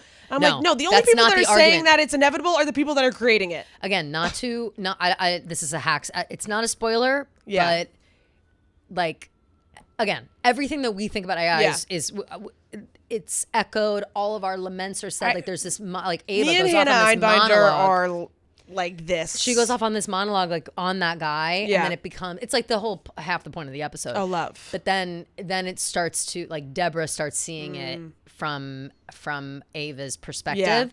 And it's just such a clear, open your eyes, like sacrificing the integrity of art. The guy is just a tech bro, like who doesn't even know what the fuck he's talking about. Like it's a perfect way to describe. Like you will love it when you see it in its entirety. When Meryl's having the conversation with BJ Novak, or not BJ Novak, Justin Theroux's character. Yes. And she's like, but what about like beauty and accumulating like a craft and Devil Wears Prada too, by the way. Yeah. And they're talking about like how he's talking about how AI is going to like take over. And she's like, yeah, but like at least we'll try to keep some like of the beauty and like the craftsmanship and all that stuff. And he's like, yeah, I don't know. Like it could be all just AI. And she's like, oh fuck. Like, right. And that's everything. the big, right. That's kind of what moment. wakes her up. Totally. Being like, we gotta. And that happens in Hacks as fast. well. It happens in Hacks, and it's great. Like I've never seen someone lay it out. I swear, Gia, you're gonna be like literally standing up, fist pumping at the TV when you see Ava's like monologue about it. Like she loses her shit. Like they sit through this whole presentation. She's pissed off, and she finally starts talking, and then she just like literally goes the fuck off. It sounds like an episode of our podcast, like going off about it. So it's and because it concerns Deborah's art. Like it's basically like. But they would want to make like an AI version of Deborah or something for people to use for like writing bridesmaid speeches and shit like that. And Deborah's like, oh yeah, what's the harm in that? And then Hannah's like, Ava is like, but what if they start using it for other things? Yeah. Like, you can make it say whatever you want. Like she brings up all those whatever. So watch it, listen to it. But I think it's so important, and I really like thank you, Jack, for saying something like this because he is so well respected in the industry. That's what so it's like what he coming says from I someone trust like him. It's like well, it's just like it's such a middle finger to the face of all the people like Jack who have dedicated their life to creating music and becoming who they are and getting to where they are by writing, recording, producing so much and grinding and doing all these things. And it's like, oh, well, we just plugged it into a machine and made this shitty song. Yeah. It just totally poo-poos the craft. Completely. And it takes away from all of the talent that these people are born with because not everyone is born with talent. AI cannot give you talent. That's the thing. Like whatever. And that's why this like creative conversation is so in depth because that statement in itself is like subjective because some people believe like, oh yeah, that looks just as good as if somebody else did it. But it's like, you have no taste. Sorry. But I think that Jack saying this as the like well-respected person that he is shows like if you're an artist who wants to work with like someone of the caliber of my own, you've got to have your own talent. Like you can't just show up worm with your way AI into lyrics it. and want me to produce the song for you. No fucking way. And it sounds to me, especially if Taylor has worked with him for so long and so many, like everybody wants to work with Jack, it sounds like his process is so focused on the creative parts of the creation of these songs that like, of course he'd be offended by even the suggestion. So love it. Love that he's speaking about it. And again, like, the conversation, the way that people talk about AI, where it's like it's inevitable, it's succumb to it. It says it's like you. chill, but I think that we will eventually find ourselves in a world where yes, it will be a part of our lives, but not in a creative way. Yeah, and I hope that's not. fine. I'm Yeah. okay with that. Whatever. If it makes your life easier, it makes your life easier. Yeah. But don't tell me that they're gonna write a better blog or write a better song or make a better podcast than two people sitting down and doing it. You know, it's just not real. Speaking of songwriting, Taylor, we talked last week that she had been nominated for Songwriter of the Year at the BMI Pop Awards, as well as her End of an Era documentary being up for an award as well. And she won both. Yay! So she was named the BMI Songwriter of the Year with the songs But Daddy I Love Him, Florida, Guilty as Sin, My Boy Only Breaks His Favorite Toys, and So Long London, and The Smallest Man Who Ever Lived. Bangers, well deserved. And then The End of an Era wins the Streaming Documentary 2026 award at the BMI Film, TV, and Visual Media Awards. They're the same. It's the same thing, but love. And that the composer West Dylan Thordson is credited for the accolade. So I guess he helped compose the documentary. I'm not sure. This is the first I'm hearing of this person, but it seems that they had a big enough hand in the documentary to be the one to accept the credit for this award. So that's exciting. Congratulations to West Dylan Thordson. Love. And to the whole team and everybody that starred in the doc. Yeah. How exciting. Yeah. I mean, that documentary was fabulous, so it makes sense. Yeah, it was great. Yeah. Our only complaint about that documentary ever was that we wanted more. There was more, Yeah, we just wanted more. The crowd will always chant more. Exactly. Okay, moving into some Tay praise and some Trav praise. Ooh. We'll start with Trav. Carissa Thompson was asked if she was excited or surprised about Travis saying that he was coming back for another season in the NFL. And she said, was I surprised by it? No. I'm hopeful. I mean, the NFL is better when Travis is on the field, she told People magazine. She says, I mean, obviously, as a person, as a player, everything he's done, I'm excited for him to have another year and make that decision with his friends, his family, and of course, his fiance. Love. So we love that. Carissa, of course, good friends. Friends of the program. Yep. Very good friends with Travis and Taylor now. Yeah. And yeah, what else is she going to say? You know what I mean? Of course. Crazy. But I like that she said that the NFL is better when Travis is on the field. That's I nice. couldn't agree more. And How yeah, nice. it's true. Travis has been like such a big name and a staple in the NFL for so long that, yeah, it's like, of course, you always want to, like, if you have the opportunity to watch a great football player be great at his craft, it's like, why not give it one more year and see how it goes? Why wouldn't you? Yeah. And also, I mean, yeah, the NFL is bigger and better than ever the last couple of years. I will say, we can't ignore the Taylor Swift of it all. Right. But not only were the Chiefs winning Super Bowls left and right, you add Taylor to the mix, like, it's just what a time to be involved in the program. They didn't get that three-peat, though. I know. Bummer. Well, maybe this year. One more year. Eagles did. Oh, they did get the three-peat? No, they won the Super Bowl. They won one time. Yeah, right. Just saying. Are they going to be good this year, the Eagles? No. Bummer. That's a bummer. It's going to be a season of construction. Okay. Yeah. Okay. A lot of new parts, new defense. Okay. My favorite player is like potentially not going to be on the Eagles anymore, AJ Brown. No, I know. really? Apparently Where's he he's going going to the Patriots. Oh, and apparently it's Diana Rossini who's been on that fucking. Of course. Yeah. Of course. Really? She like has been the #1 reporter saying that he's going to the Patriots. Okay, well then he is. Yeah, exactly. Because Vrabel's probably like, hey, he's coming over here. And wow. I don't think it's been official yet. Has she been like reporting still? No. She doesn't work anywhere, but she hasn't been reporting since the whole thing went down. She hasn't done anything yet. I saw she was out at lunch, out at a brunch, not giving a fuck, out with everybody. What else is she gonna do? Go girl, I yeah. don't It's know. like, what else are you supposed to do? Like your whole life gets blown up. Like, okay, brunch. Yeah. All right, yeah, you're right. Like, let's have a cocktail. Might as well. It's like, what else am I supposed to do besides get brunch? I'm like out of work and I got free time, right. so I might as well go have a mimosa. Yeah. Yeah. I mean, her whole shit. By the way, I went on a record. She's evil. I don't. Oh. I think that she's a horrible person. Like, I think he's a scumbag too. I think she's worse. We've all joking heard about like how your husband's ugly and like you can't have sex with him with your eyes open while you're on a Zoom call with Vrabel is crazy. She's been friends of the program for a long time, but I feel like I'm kind of surprised that this is the first time these conversations are being had with her being a little too friendly with her sources. Ooh. That's been a rumor for as long as I've known anybody anywhere. So I just, who knows? When your whole mode of operation gets blown up, it's going to be hard to get sources in the future without. Yeah, for sure. Whatever. But no, I think that she's an absolutely evil bitch. I do not fuck with any of that. And Vrabel too. How embarrassing. Yeah. Both of them look like fools. They're embarrassing. Yeah. Or they better, I don't know. I'm sure there's some sort of agreement with her husband, like whatever. They're still together, so maybe it's like maybe they're doing like kinky sex stuff. Who knows?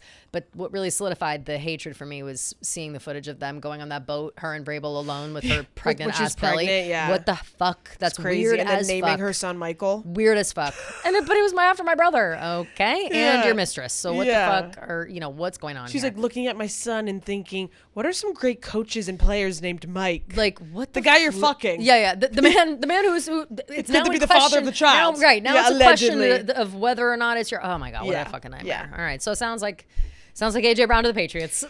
Yeah, we'll have to see. But Sad. if that's how it goes, then I'll have to burn my jersey, which is depressing. That is really depressing. But I'll get you the matches if necessary. Thank you. But yeah, so Chris is saying nice things. Season is starting to ramp up. We're going to start seeing a lot of these kind of conversations. It's as the crazy weeks go how on. it's already like. I know. Because once all the schedule videos start to come out, you're like, oh shit. Which fucking speaking sports of, is coming back. Did you see? Football. And I forgot to put it on my listy. Did you see that thing I sent of the Chiefs doing their schedules? And there was a Rock. Wait, that was funny. And it was like Rock parentheses also makes a great pet. It was like a funny. It was like a call. Oh, here it's right here, perfectly. The Chiefs their schedule video release, was like almost was like 90s commercial vibes or like 90s infomercial, whatever. But they're the Chiefs against the Dolphins. She's holding up a rock, and on the screen it says "a really hard rock." Parentheses makes a great pet. Wait, that's funny. Yeah, just fully Taylor Swift. Yeah, totally. They would mention fully hard rock. Okay. Fucking hilarious. Yeah, it was like infomercial. Sorry, QV Chiefs. And she does say, "Girls, I don't need to catch the bouquet to know a hard rock is on the way." Exactly. Yeah. That's what we're saying. But also, that's 9/27. Before they did week like 3. their legitimate release video, they like did like a teaser one, and they did like sourdough bread and like did each of the they? sourdough, but it was like really bad Photoshop job of each one. Oh geez. But it was like it was like a sourdough bread, and then like photoshopped into it was like things that like distinguish each team. Oh, that's hilarious. Yeah, it was funny. Oh, cute. Yeah. Okay, well, yeah, we're capitalizing all over the place, Right, exactly. of course.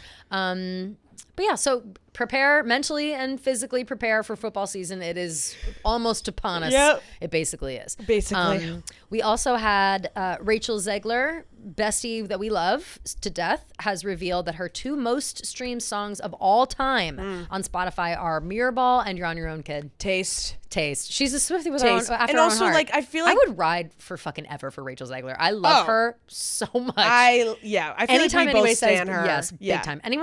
Anytime anybody says shit about her, I'm like, you shut your fucking mouth. No, like, legit. Listen to that woman sing. That talented woman who all she does is care about other people, doesn't give a fuck about herself. She's so smart too. She's just amazing. Like, I love her. I really do. And she's such a great actress. Like, Great please, actress. don't come for my girl Rachel Zegler. Never. Also, I feel like those 2 songs like fit her life really well. really Obviously, do. like we don't know her life, but like. But she's a young actress. I feel like she's a and young star. actress who's like constantly scrutinized for Yes. speaking out. Yep. And like, wanting to talk about what she believes is right and things of that nature. And Mirror Ball, like she's a performer, always having to put on her someone best who is show. a performer and we relate to Mirror Ball. It's we all on Everyone the does same, in a little of their Totally. own ways, Yeah. Everyone on that same level though of like even Taylor herself writing Mirror Ball, feeling like she needs to be this like center of or just to help people or whatever, however you want to interpret that song, is like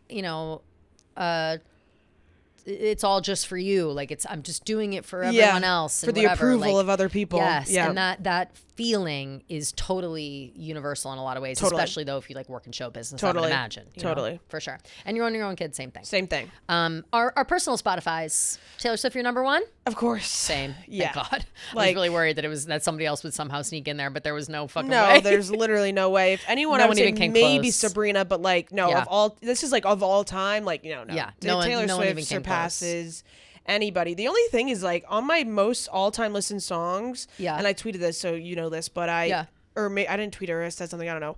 Or I put it on my story. Yeah. Anyways, from the ages of like junior year of high school till like junior year of college, I was listening to the same sad playlist Oh. to fall asleep. Yep. Like every night. Yep.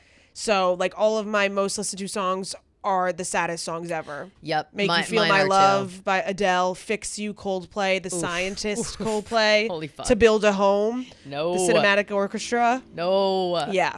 My list is exactly the same. I was trying to listen to it yesterday when I was like cleaning around the apartment and like wanting to take a walk and whatever. And I was like, oh, I'll put on my most played ever playlist. And I would say about 80% of it are the saddest songs you've ever fucking heard. And I'm like, damn, this sucks. I have a hard time believing that I listened to, I don't know, I guess I did. Like, it's just funny. Like, not like the movies, Katy Perry. Is I have. Oh no, that's Adele again. If it's not like the movies, that's how it should be. Oh, I don't even know that when song. he's the one, you'll come undone. Wow, Katie! I didn't know we had such a Katie stan in the house. Oh, but that album is I don't even think I know that good. song. It's from California Girls album. I'd have to hear it again. Oh. It's wow. That's a deep But cut. it's another one that was on my sad playlist. But the fact that I played that more than This Is Me Trying, only by 5 listens. Yeah. But that's so crazy to me. You were going through some shit, it seems. I really was. That was a very tumultuous time in my life. Of Those course. couple years. But like I listened to that more than My Tears Ricochet. My Tears Ricochet 228 listens. That is pretty nuts. My very first song that I listened to on Spotify was Mirrors by Justin Timberlake. Mine was Sex by 1975. Yes, we've determined that. Yeah. So sick, bro. My first stream was August 1st, 2013. So crazy. And it's I don't funny know what I was listening, how I was listening to music before that. I guess Apple. I guess I was just buying songs on iTunes. All of my most streamed Taylor songs are like all the saddest ones. Me too. This Is Me Trying, My Tears Ricochet, The One, Happiness, Illicit Affairs, Cardigan. It's like all folklore. Peace, Cowboy Like Me, Gold Rush, Hoax, Mirror Ball, Exile, Ivy. Oh yeah. Yeah, Mine are all Right Where You Left Me. I would say this whole list, let's see how many songs are on this list. Damn, why isn't it telling me how many songs are on this list? 7 hours worth of songs, however many that is. The top 5 on my list are the number 1 song I listened to 164 times, which doesn't seem like a lot. Like, Yeah, that wait, seems what? low. That seems really Something low. feels wrong about this list in terms of how My many number one times is I've listened to these songs. 506 listens. Yeah, that's crazy. I don't know why or where or why or how or whatever. Number 1 song is Need Your Love by Griffin. I had no idea that Noah Kahan's is in that song. That song came out forever ago. The I need your love and I hope every part of me. I need your love, love. I need your love. It's like a I'll play it for half a sec just so you can know what I'm talking about. I had no idea that Noah Kahan was the voice though. Never heard that song in my life. Really? Yeah. You would love it. So Griffin, Griffin, Yeah, I love came out her. with an album in 2020 or 2019. Yeah, she opened for Taylor. And I was fucking obsessed with that album. And so that was my like I'll have to number 1 listen. song. You should. And so Yeah. I have a lot of those songs from this album That's like so funny. weirdly on this playlist. And the Divide album, of course. The Divide. So my top 5, it's that song is first, and then I have Reminder by The Weeknd is second. Chill, horny bitch. Like chill. Like that's okay. On every sex playlist I have. I was gonna say, now we all know your number 1. I've been fucking, I guess. Hit the mood song. Yeah, for real. And then I have Happier and Dive from the Divide album. Yep. And then Death by a Thousand Cuts is my Wow. first Taylor song. But then it goes Lover. I've got Not Okay, Kygo, I love. Then it's The Archer, The Man. And then, Looks Like Me, my plain song. Yep. And then it's Mirrorball, I Forgot That You Existed, Yeah. Look What You Made Me Do, which is a crazy, crazy high up for Look What You Made Me Do. Yeah. Then it's a lot of Ed Sheeran. But then the rest of it is like, there's so much Vault 1989 I bet. in there. Yeah. And then it's all just, everything else is Taylor. Folklore for the most Evermore. part. But it's so funny. Like A little bit of Dua Lipa in there occasionally. So it's Make You Feel My Love by Adele, 506 That's listens. so crazy. Fix You Coldplay, Scientist Coldplay, To Build a Home, Cinematic Orchestra, Happy Ending by Micah. You know that song? Yes. Love that song. Oh, wow. Yellow Beautiful. by Coldplay. Of course. Ivy, Frank Ocean, The Only Exception, Paramore, Sparks, Coldplay, Close to You, Rihanna, Liability, Lord. I was really going through it. I was like, damn. Yeah, July, Noah It's really Cyrus, tough. Rivers and Roads, The Head and the Heart. Like, these are all really sad songs. I've got a lot of, all of mine are mostly sad. Like, the Divide album, Ed Sheeran, the entire album is all over here, but it's interspersed with like other, actually, when I went to go listen to the playlist, I didn't go give it a good look-see. And that was my fatal mistake because a few songs, you know how songs will put you back in a place? Yeah. a couple songs. I was like cleaning the apartment yesterday. I was like loving life. I'm like, Yeah. I love all these songs. You're like, "Huh?" And then this song that's not even like really a sad song. It's kind of a deep cut. It's called On the Bright Side by Never Shout Never.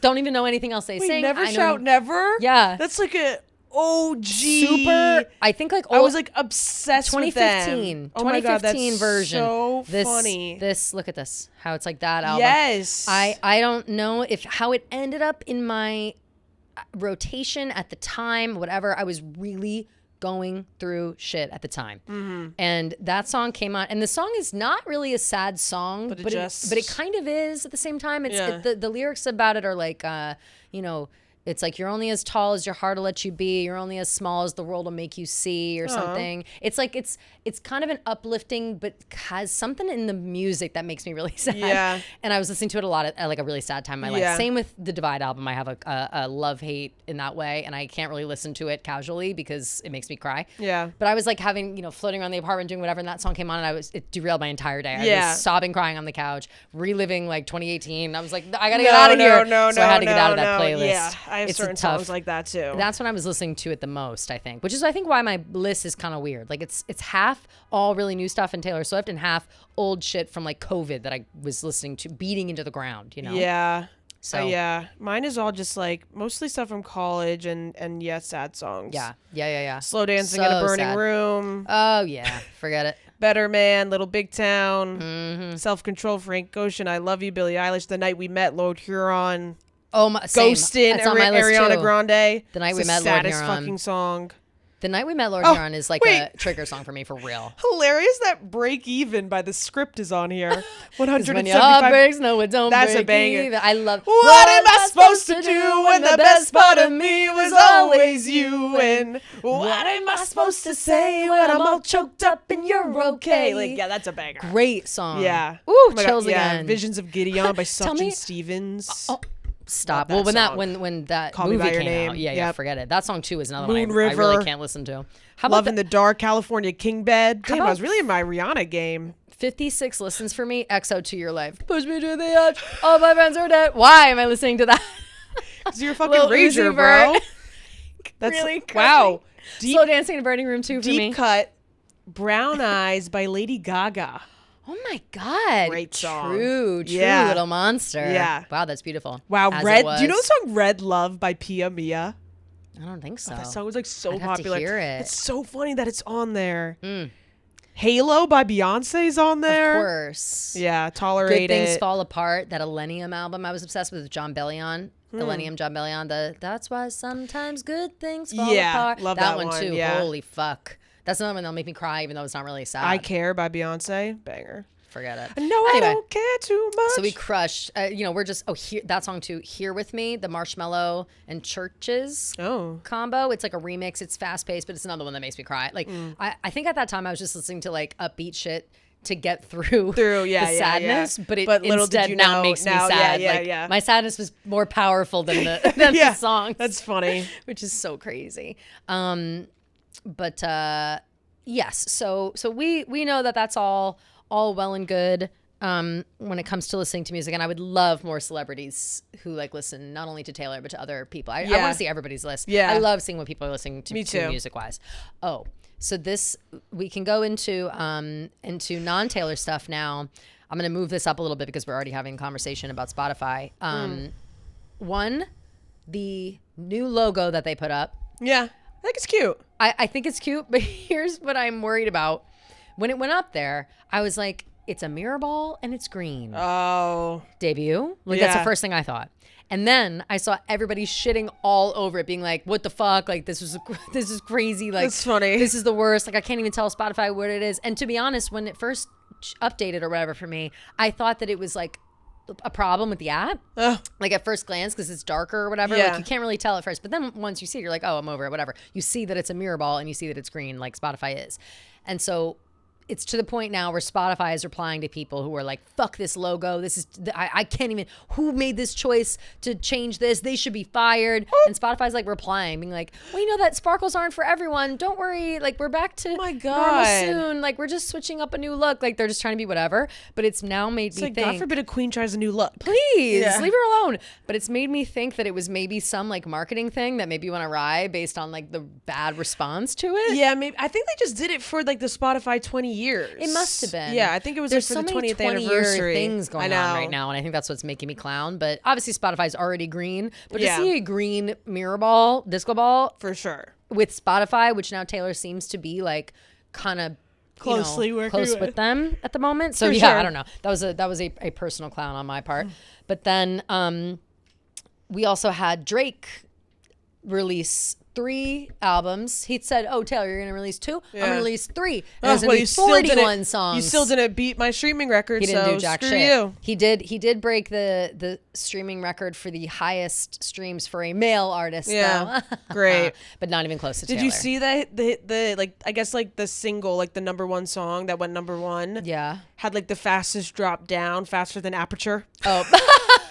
Damn. Pray for Drake. Yeah. So I listened to the albums. I'm not really I'm not a Drake hater. Yeah. I loved Views. Views was a great Love album. Views. And I'll get down to some Drake in the club. Like, For sure. I'm not a, whatever. Besides, I liked Not Like Us. I thought Not Like Us was amazing. Like Banger Kendrick's, song. Diss Yeah. track for him. I thought his responses were lame and whatever. I think Drake is a weird dude. I think that it's been kind of established that he's a strange bird. Yeah. And so I wouldn't want to be like friends with Drake Yeah. in any way. But I appreciate his putting out all this work. I think that the 3 different albums have totally 3 different vibes to them.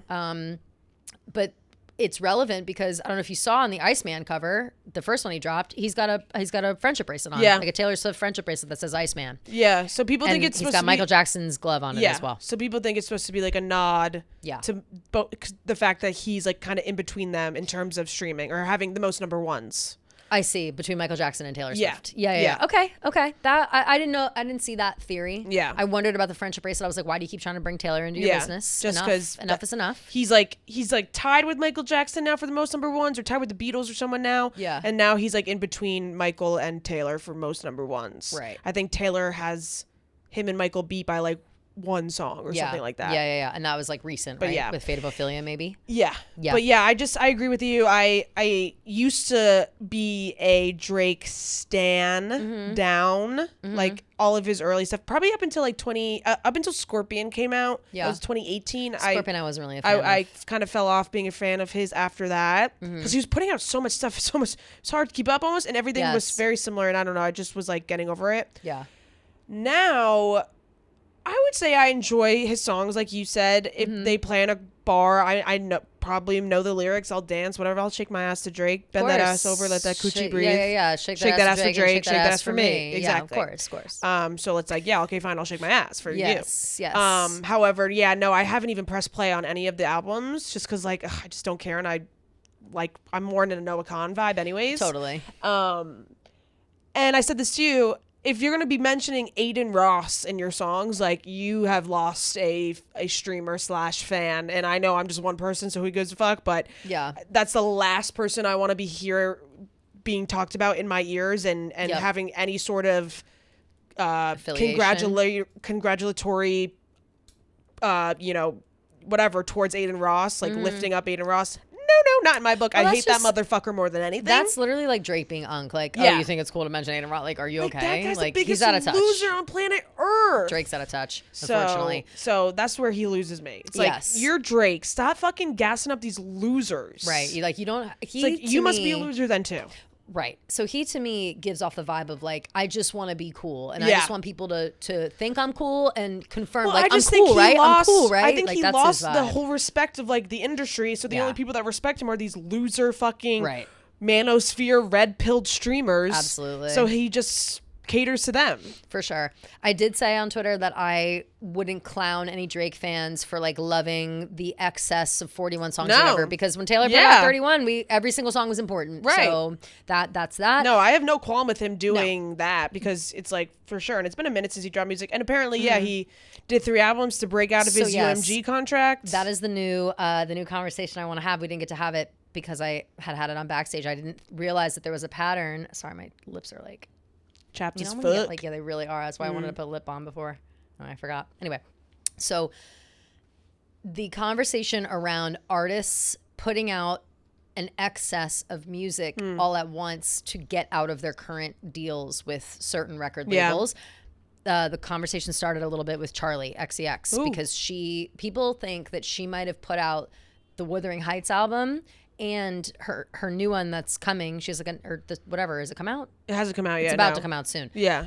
People think that she had 2 more records left with Atlantic Records, and so she like made Wuthering Heights into an album to like get out of that deal. Interesting. Separately, Drake is suing UMG because of the Kendrick stuff, because they're on the same label. Right. And so he's suing UMG basically for defamation, being like, why'd you let this happen? I mean, I'm kind of with him on that. Like, for sure. You would think that your own label like wouldn't do you like that. Calling you a pedophile. Yeah, it's pretty crazy. Yeah. And so, which, I mean, if he's a pedophile, he's a pedophile. Right. But if he's not, that's a crazy. That is defamation. Yeah, it's totally. Everyone thinks it now. Or libel or whatever. Yeah, right. So people think that he had 3 albums left on his deal, and then he put them all out at once for this reason, so he can get out of that deal and continue suing them. And that sounds more likely and less of what I'm about to say, which is that there seems to be a shift in the world musically where artists are obviously wanting to own their own music, kind of like how Taylor, was able to do all that, and they like see the mess that she was going into. But now like Ariana owns her music, and she's using her own like publishing, Baby Doll Records. Yes, and now Taylor moving forward is doing that. So it seems like the only way for these artists to end up making money when it comes to streaming, like there is it on their own. The conversation is do it on their own. Conversation around Spotify and the streaming of it all and the cents on the dollar and the blah, blah, blah. Like those conversations are still being had. And while things have improved, they're still not at the place that they should be.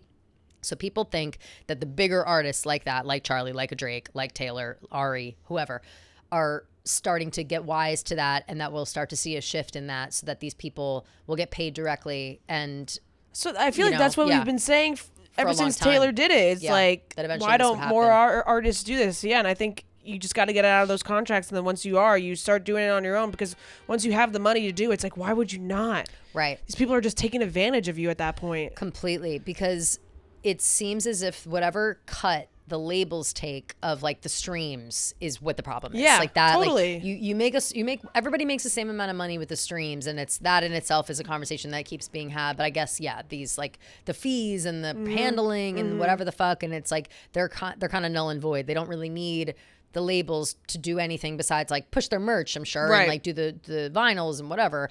But otherwise, they don't, like a lot of these bigger artists like Taylor, Ari, Drake, etc. They don't need the label to help them with promo. Yeah. You know what I mean? Like that's not what they can. Yeah. Taylor Swift can or songwriting or producing or anything. Yeah. Right. They don't need any of that assistance. Yeah. So interesting. So we'll have to keep our eyes peeled, keep an eye for Selena for more big artists doing this, because for sure the Backstage guys said the same thing. Dante and Colin, the other guy who's on that show, also said that this seems to be a trend for a lot of people. Makes sense. And that the industry is kind of a buzz with these nobody's getting paid enough and the artists are fed up.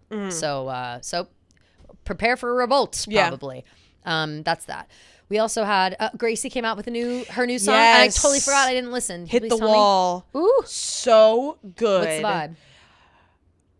The vibe is like airy synth. Ooh. Like very self-deprecating in a way. Oh, yeah. I love it. It's fun. The lyrics are so good. There's like a big build up. Yeah. That kind of like releases into like a big moment. Amazing. She sounds amazing. The production's so good. Aaron Dessner put his old bussy into it. Like, hell yeah. It's just really, really, really good song. Ooh, I think you'll like it a lot too, because like the lyricisms are like, the lyrics are kind of like, I can't get out of my own way. Amazing. Which I love. Yeah. You know, I love that. Which is like story theme. of our lives. Yeah, so, literally. Yeah, so it's incredible. very, very, very good. And it just makes me so much more excited for her album.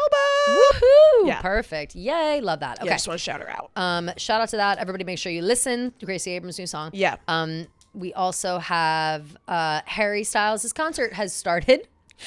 And people are like, what is going on? Yeah. He's running around the stage. He's running. Listen, maybe that's what he was training for those marathons for. The stage is literally a running track. It's insane. It Which has is nuts. fucking loops. I'm seeing videos of girls being like, I can't see shit. So that like I saw him for like 5 seconds, Yes. and like the whole set, I didn't see him like once. It seems as if the floor is not the place you want to be for this Harry Styles concert. No. If you have floor seats, sorry.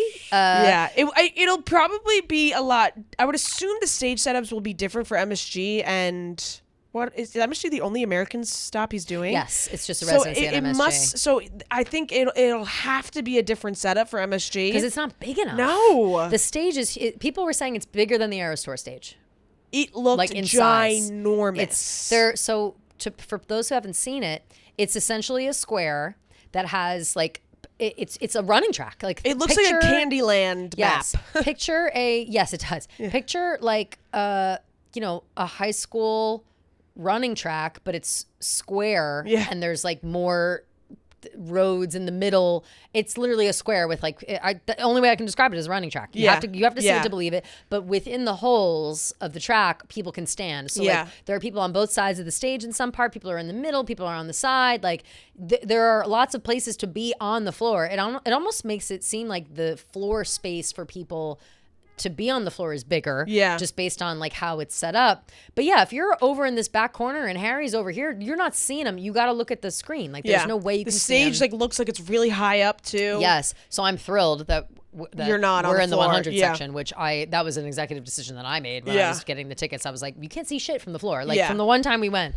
It looks interesting. If you got floor seats for me, thank you, but no thank you. Yeah. Like especially if I've never seen the show before. Right. And so, so I'm glad that, again, that's in a couple of weeks. So boots on the ground. I feel like he'll make like some changes as the tour goes on, fix some kinks or whatever. Sure. But I don't know. It was in Amsterdam. It looked interesting to say the least. I unfortunately, it didn't really like make me feel excited. No, me neither. I didn't like how it looked. I was like, this is strange. And but I only don't saw like clips his and pieces. outfits. I didn't look too hard at the outfits. I don't like the business casual. Like, why are you wearing a tie on suit and tie on stage? Like, I don't know. I feel like Harry's so like.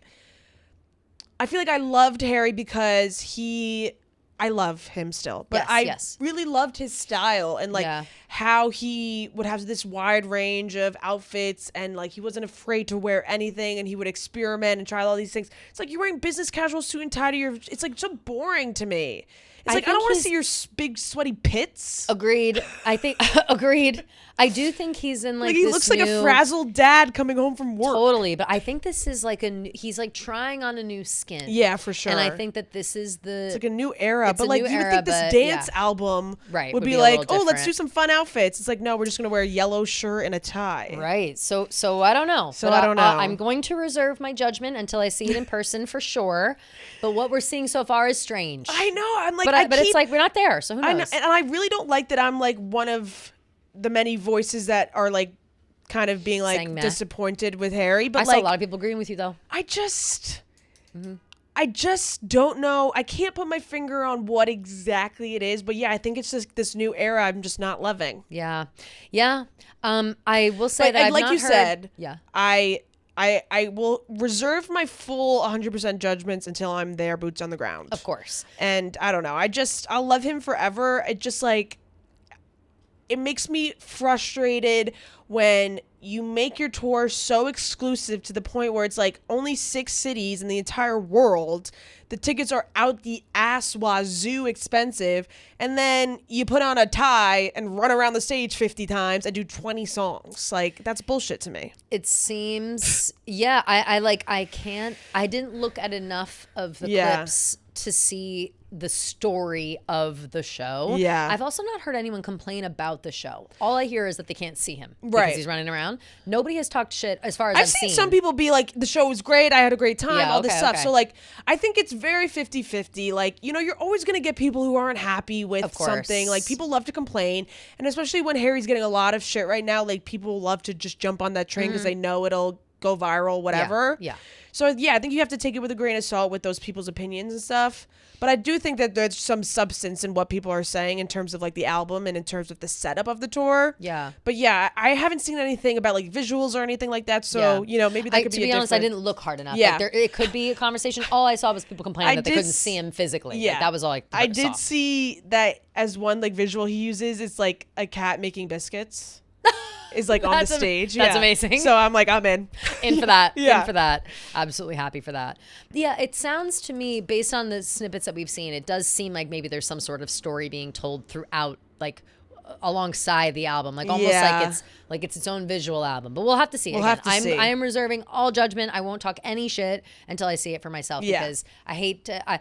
Harry has earned that from me. I feel in the way of like because I like the album enough. I haven't been listening to it every day, totally. Yeah. But there is enough work that I can see went into it. The time that passed before he came out with it that I will reserve, and I won't talk shit until I feel the need to talk shit. That's where I'm at with Harry. Separately, on our celebrity list, speaking of London town, Selena Gomez went to Gymkhana. Everybody's going to Gymkhana after Taylor. Week after Taylor. Yeah, I'm sure she was like, you gotta go to this place. I'm sure, which is just cute. She looked gorgeous. She has some like brown, very gorgeous dress, like fringy, beaded, metallic-y kind of dress. Go girl. Gorgeous. Love. Also, just an update for my Secret Lives of Mormon Wives people. The rumors are swirling that the men are not invited back, that they are going to bring the show back. Thank the Lord. That the men won't be involved. No men allowed. No men allowed, and God, do I hope. God, someone bring those fuckers back down to earth. Literally. God forbid. It's abolish dad talk. I just can't. Abolish it. Their egos, their everything is so undeserved. Like, kick those men off the show. They do not deserve to be there. Yes, agree completely. Yeah. Gia, as we said, football season is upon us. So we have besties. We have besties just coming into our head. We're like, we don't want to forget about these besties. Never. One of them, of course, is DraftKings. Yes. Like we said, the season is on the horizon, something to think about in the future. But until then, to keep DraftKings top of mind, we've got the DK Casino. Yes. What do you get when you combine bingo-style bonuses and slots? That's Kashingo. Woo-hoo. DraftKings Casino is the exclusive place to play Kashingo slots. New casino players play $5 and get 1,000 flex spins. Claim 50 spins a day for 20 days on your choice of over 100 slots, including the exclusive Kashingo collection. Download the DraftKings Casino app and sign up with code TaylorWatch to claim your flex spins and experience Kashingo, the feature you can't play anywhere else. The crown is yours in partnership with DraftKings Casino. And now finally, the topic we wanted to talk about this whole time. So if you have not seen Off Campus, the new Amazon Prime show created off of a book of the same name, right? The books are also called Off Campus. Turn it off now because that's what we're about to get into. We're going to spoil the fuck out of it. Yeah. Season 1 just came out last Friday? Wednesday. Yeah. And we all blew through it. Oh, yeah. Oh, it took everything in me not to binge it all on Wednesday. I literally did. I did 3 episodes Wednesday, 3 Thursday, and then 2 on Friday. There you go. Yeah, which was a good way to do it. A good way to space it out. Yeah. I had no self-control. I couldn't. As soon as I got to like episode 4 or 5, I was like, no, I have to watch the rest of this. Like, I don't know how I did it. I think because I was so obsessed with it, I was like, I don't want this to end, so I have to save it. I just keep putting it on repeat now, which I don't usually do. Like that's like I will with some shows, but not. I just started my rewatch. Yeah. I have episode 6 to start tonight, which is the best episode, obviously. It's the best one. The Dean Alley episode. Yes. So so we've got this show itself. For those who don't know, it's about a group of people that are in college together, a hockey player in college, and then a bookworm, essentially. Yeah, she's like a composer. She's a composer. Yeah. And works in music, and that's her major, classical music. And she also, she typically does all the odd jobs at the campus. It's, they show that like he's going to be famous and rich, and she's had to work a little bit harder for her art and whatever. And so the whole show just goes into like the juxtaposition of their relationship, and it's one of my favorite tropes of well, let's just like pretend to be fake dating. Let's just fake date to like make him jealous. And like, if we're gonna fake date, we got to fake kiss. Yeah. Like, we got a real kiss. Yeah. And like, if you love an absolute cheese fest in that way, oh, this is for you. Oh, it's so good. And that's the thing. Like, it is so cheesy. Yeah. But as the episodes go really on, cheesy. Like, but really as the cheesy. episodes go on, like, it gets really intense. Yes. Like, it takes like this intense turn to where things start to get like really serious. Yes. And I really appreciate that because I do feel like it touches on like these very intense topics that like not a lot of these like cheesy kid shows would even try to attempt to talk about, you know? In the beginning, it's very like, ooh, they're gonna make out. Ooh, she's making him jealous. Ooh, she's writing a song with the guy she has a crush on. But like he's the hockey player is developing feelings and whatever. Blah, blah, blah. Like that whole thing starts. But then, like you said, it's unveiled that both of the thing that they do have both in have common traumatic is that they have trauma. Yeah. And why am I Garrett? Yeah. Garrett Graham, his Baddie. father Yeah. was a famous hockey player on the Rangers. Abusive not only to his mother who was dead, but to Garrett and his also to current Garrett girlfriend. and his current girlfriend. Yeah, fiance. Which is fiance, Yeah. which is a whole thing. And so that was a very heavy realization and explanation. Yeah. And then we've got, I can't think of her name. Hannah, who not only comes from a family who is loving and supporting, but certainly seems to be like, we get the vibe that they like can't really afford. Like she's on scholarship. Like lower middle class vibes it gives. Like something's up that if she doesn't keep the scholarship, that she can't keep going to school and whatever. But then we come to find out that Hannah has her own issues and specifically with hockey players. Yeah. She was drugged at a party and raped. Yeah.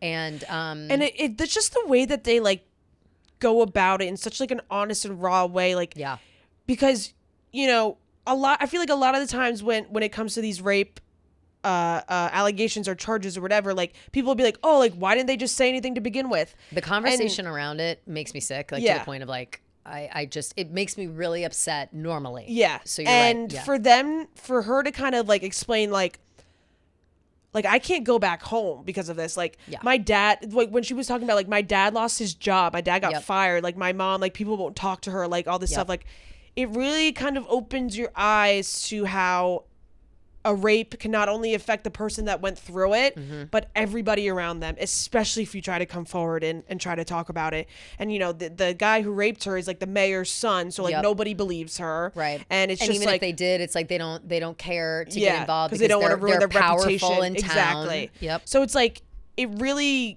dives deeper into the trauma that not only you hold, but like everybody else's trauma that you have to hold with you. It changes the trajectory of your life, whether you realize it in the moment or not, when you come forward with something like that. And it, unfortunately, in the real world, is a deterrent for a lot of victims. And a lot of people that have gone through something similar where it's like, I don't want to make it a big thing, so I'm not going to talk about it, because it obviously is a huge thing. Yeah. And it's a huge accusation. It's horrible to experience and not be believed for that. Like there's so many facets of it. And I agree. I think they did a really good job of showing what happens to, that's not the right way to say it. Showing like something that happens to someone that they have to get through because it was handled incorrectly. Yeah. Like I think everything that happened to her, like she didn't get justice. No justice. Yeah. And she also was completely exiled from her, not only her town, but her life. And she said like that her family like schools. Yeah. And like one of the big reasons like that she didn't want her parents like help her with college, because like one of the big plot points is like she's losing her scholarship because like the school's cutting funding, whatever. She doesn't want her parents to she has like a music scholarship. And she doesn't want her parents to like help her because they spent so much money on lawyers and everything just for like the case to be dropped or whatever. So it gets very intense in these certain scenarios, but like it always stays lighthearted in ways. So it balances it out perfectly, I think. And man, I just really have like each episode I thought was better than the next. And I just seriously like cannot get my mind off Garrett or Dean. Like I literally have been dreaming about Dean. Them. I think about them. I'm like reposting everything about them. Like I'm just like, I need them in my life. I need them. They're such they really do capture you in such an exciting way. And I also think it's a really good showcase because not only and sorry, I feel like we didn't say at the beginning, like maybe this would be like a low-key triggering conversation, but it also shows a side of the hockey guys really like being there for each other and being like a family. Yeah, for sure. Because so unfortunately this assault that happened to Hannah was by a hockey player. Yeah. She was like at a party and it was a hockey player. So she already had this like negative view of hockey players and the way that they treated her, not only in school when she came forward, but just like throughout the rest of her life and her family and whatever. So to see her meet a new guy and be like fuck off about it at first, but then grow to understand that they are like loving people and a family or whatever, it kind of, I think that was a good way to show too that like not all men are bad, like not all that, you know, not all hockey players are bad, No, or for not all sure. men are bad, For or not sure. all, like it shows a softer, kinder side to these athletes that you wouldn't expect to see. Well, I loved the conversation between Dean and Garrett where they're like talking about God. Hannah. Yeah, and he's like, the number one. I recorded it and I meant to post it forever He's like, ago. the number one way to like turn on a woman is to like make her feel safe. Make her trust you. He's Yeah. like this, he's like the secret. Here it is. Wait. For her. If it's her first time, she might not. Oh wait. Jessica, Respect. respect. Respect. Yeah, yeah, Wait, yeah. that was not the. But that that's was like in the the same beginning of that conversation. I Yeah, thought I yeah, recorded yeah. the whole thing. So but I stopped. funny. But yes, he goes. You know, you want to know the real secret, bro? So this is Garrett. He's asking his like bestie Dean, who's Yeah. like a coxman, and he's Yeah. like, I got all these ladies. The womanizer. He's a nun, and but then with him too, you find out that But like he actually just wants to be loved. yeah, he wants to be loved so bad, and he's just trying to not burden anybody else. Yeah. Like he just wants to like be there for everyone and like Yeah. whatever. Like he's also complicated, and he has a rich family, which Yeah. like what a treat, and you know all that whatever. But in that same conversation, he says to Garrett, he's like, the real secret to like making it good for her. He's asking him like, how do I make her orgasm? Because Yeah. they have a conversation where she's like, since this assault, I've not been able to orgasm with someone else. someone. Like Yeah. I can, if I'm masturbating, yes, but Yeah. not with anybody else. Yeah. So Garrett is now feeling this pressure. She and she's like, I'm about to go hang out with this other guy I have a crush on, but like, can you make me come yes, first? Crazy. Like, it was so crazy. Like right then they should have called it. Yeah. Like, all right, yeah, let's just yeah. start hooking It's up. Like you're forget into it. me and I'm into you. Right. Yeah. And that was like what a steamy my moment and like a God. trusting scene. But yeah, so Dean goes on to say, it's the real way to make a girl feel comfortable enough to have an orgasm, whatever, is for her to trust you. Yeah. And Feel that safe, with that yeah. comes time. Yeah. Feel safe Yeah. and trust you. And with that comes time and effort and whatever. Yeah. And I that whole conversation, I was like, I need this to be on billboards in Times Square. Like this is the most like- accurate. Like this was written by a woman. Had to be written by a totally. woman. Oh, totally. Had they to make be. it like so great and like not in like a cliche cheesy way, you Yes. know? Like, and I It love was very like bro to bro. Yeah. Like, this is how it is. It wasn't Yeah. preachy. It wasn't like lame. Like yeah, it was just came off just so- very authentic and Yes, real. yes. And I love the part too where like they're about to hook up and she's like, you can turn around, like you're about to see me naked, and he was like, not until you want me to. Oh my God, no, Gia. Like it's just everyone's so fucking respectful. No, I know. And especially obviously knowing and that she felt comfortable even telling him about it. Yeah. She never told anybody else. Yeah. Didn't even tell Allie or Bestie. Yeah. That was another one, I Gia. know. She was like, I knew it was you the whole time. She like, comes home, Hannah comes home, and she's like, I have to tell you something. I've kept it from you. And like, Yeah. you know how when you like don't ask somebody their name and then too much time has passed and it's awkward and Yeah. whatever. She's like, it's kind of like that. And then she's like, you know that friend I talked about? And she's like, I knew it was you the whole time, but I just knew you'd tell me when you felt So like it was the right sweet. time. And I was like, that. I love their friendship. Me yeah. fucking too. But that is like, that's a friend who, Yes. who can read between the lines Yes. and respect it enough to not pry or press Yeah. and just hope that one day they'll feel comfortable And enough I didn't to even. let you know. And I'm loving the rewatch because I'm picking up on so many things that I didn't even pick up on in the beginning, and Yeah. I didn't pick up on when they're at like the Remy Wolf concert thing. Like, Allie says to Dexter, whoever, she's like, "Oh no, remember Hannah's friend who got roofied? Like Hannah doesn't Yes. drink in public. Yes. like just so quick, easy, like doesn't put any pressure, like whatever. Like you're just like such a good friend. They're Yes. both such good friends to each other. And another conversation that I love too was the conversation with her mom." When she calls her Oh mom, my God, like I that shit had me know. bawling my eyes out. I did not expect. So at Her first, mom was I was so like, sweet. I was like holding my breath at Oh, first, thinking yeah, it was 'cause I going to thought go her- the other way. Yeah, me too. I was like, oh fuck, are we about to uncover like a new level of shame from Yeah, my mother? yeah. So right, they're having a conversation, and she calls her mom, and she's talking about the scholarship a little bit, and she's like, I feel guilty, I feel this, and she's like, Yeah. what do you feel bad about her? What do you feel guilty She was about? like, "What did you do wrong?" Right, which I was like, fuck, like, oh no, is she about to be like this Yeah, is like, you wouldn't feel guilty if you didn't do anything wrong. But then it turns into her being like, you did 'cause nothing you did wrong. nothing Like, wrong. you've Yeah, done everything yeah. right. Like, what happened to you Yeah. was horrible. Yeah. And like, you're strong and we'll make it It work. And really- your father and I are fine. Like, Yeah. it was just such a, And she was like, I like- release you from this guilt. Yeah, Ugh. yeah, totally. A plus, and just Mom. being like, yeah, like we're your parents. We're supposed to take care of you. Like that's our role. Like, Oh my that really, God. it really, really reminded me of myself in college. Like I would call my mom like once a month of her being like, Aw. "Hey, sweetie," and I'd just be like,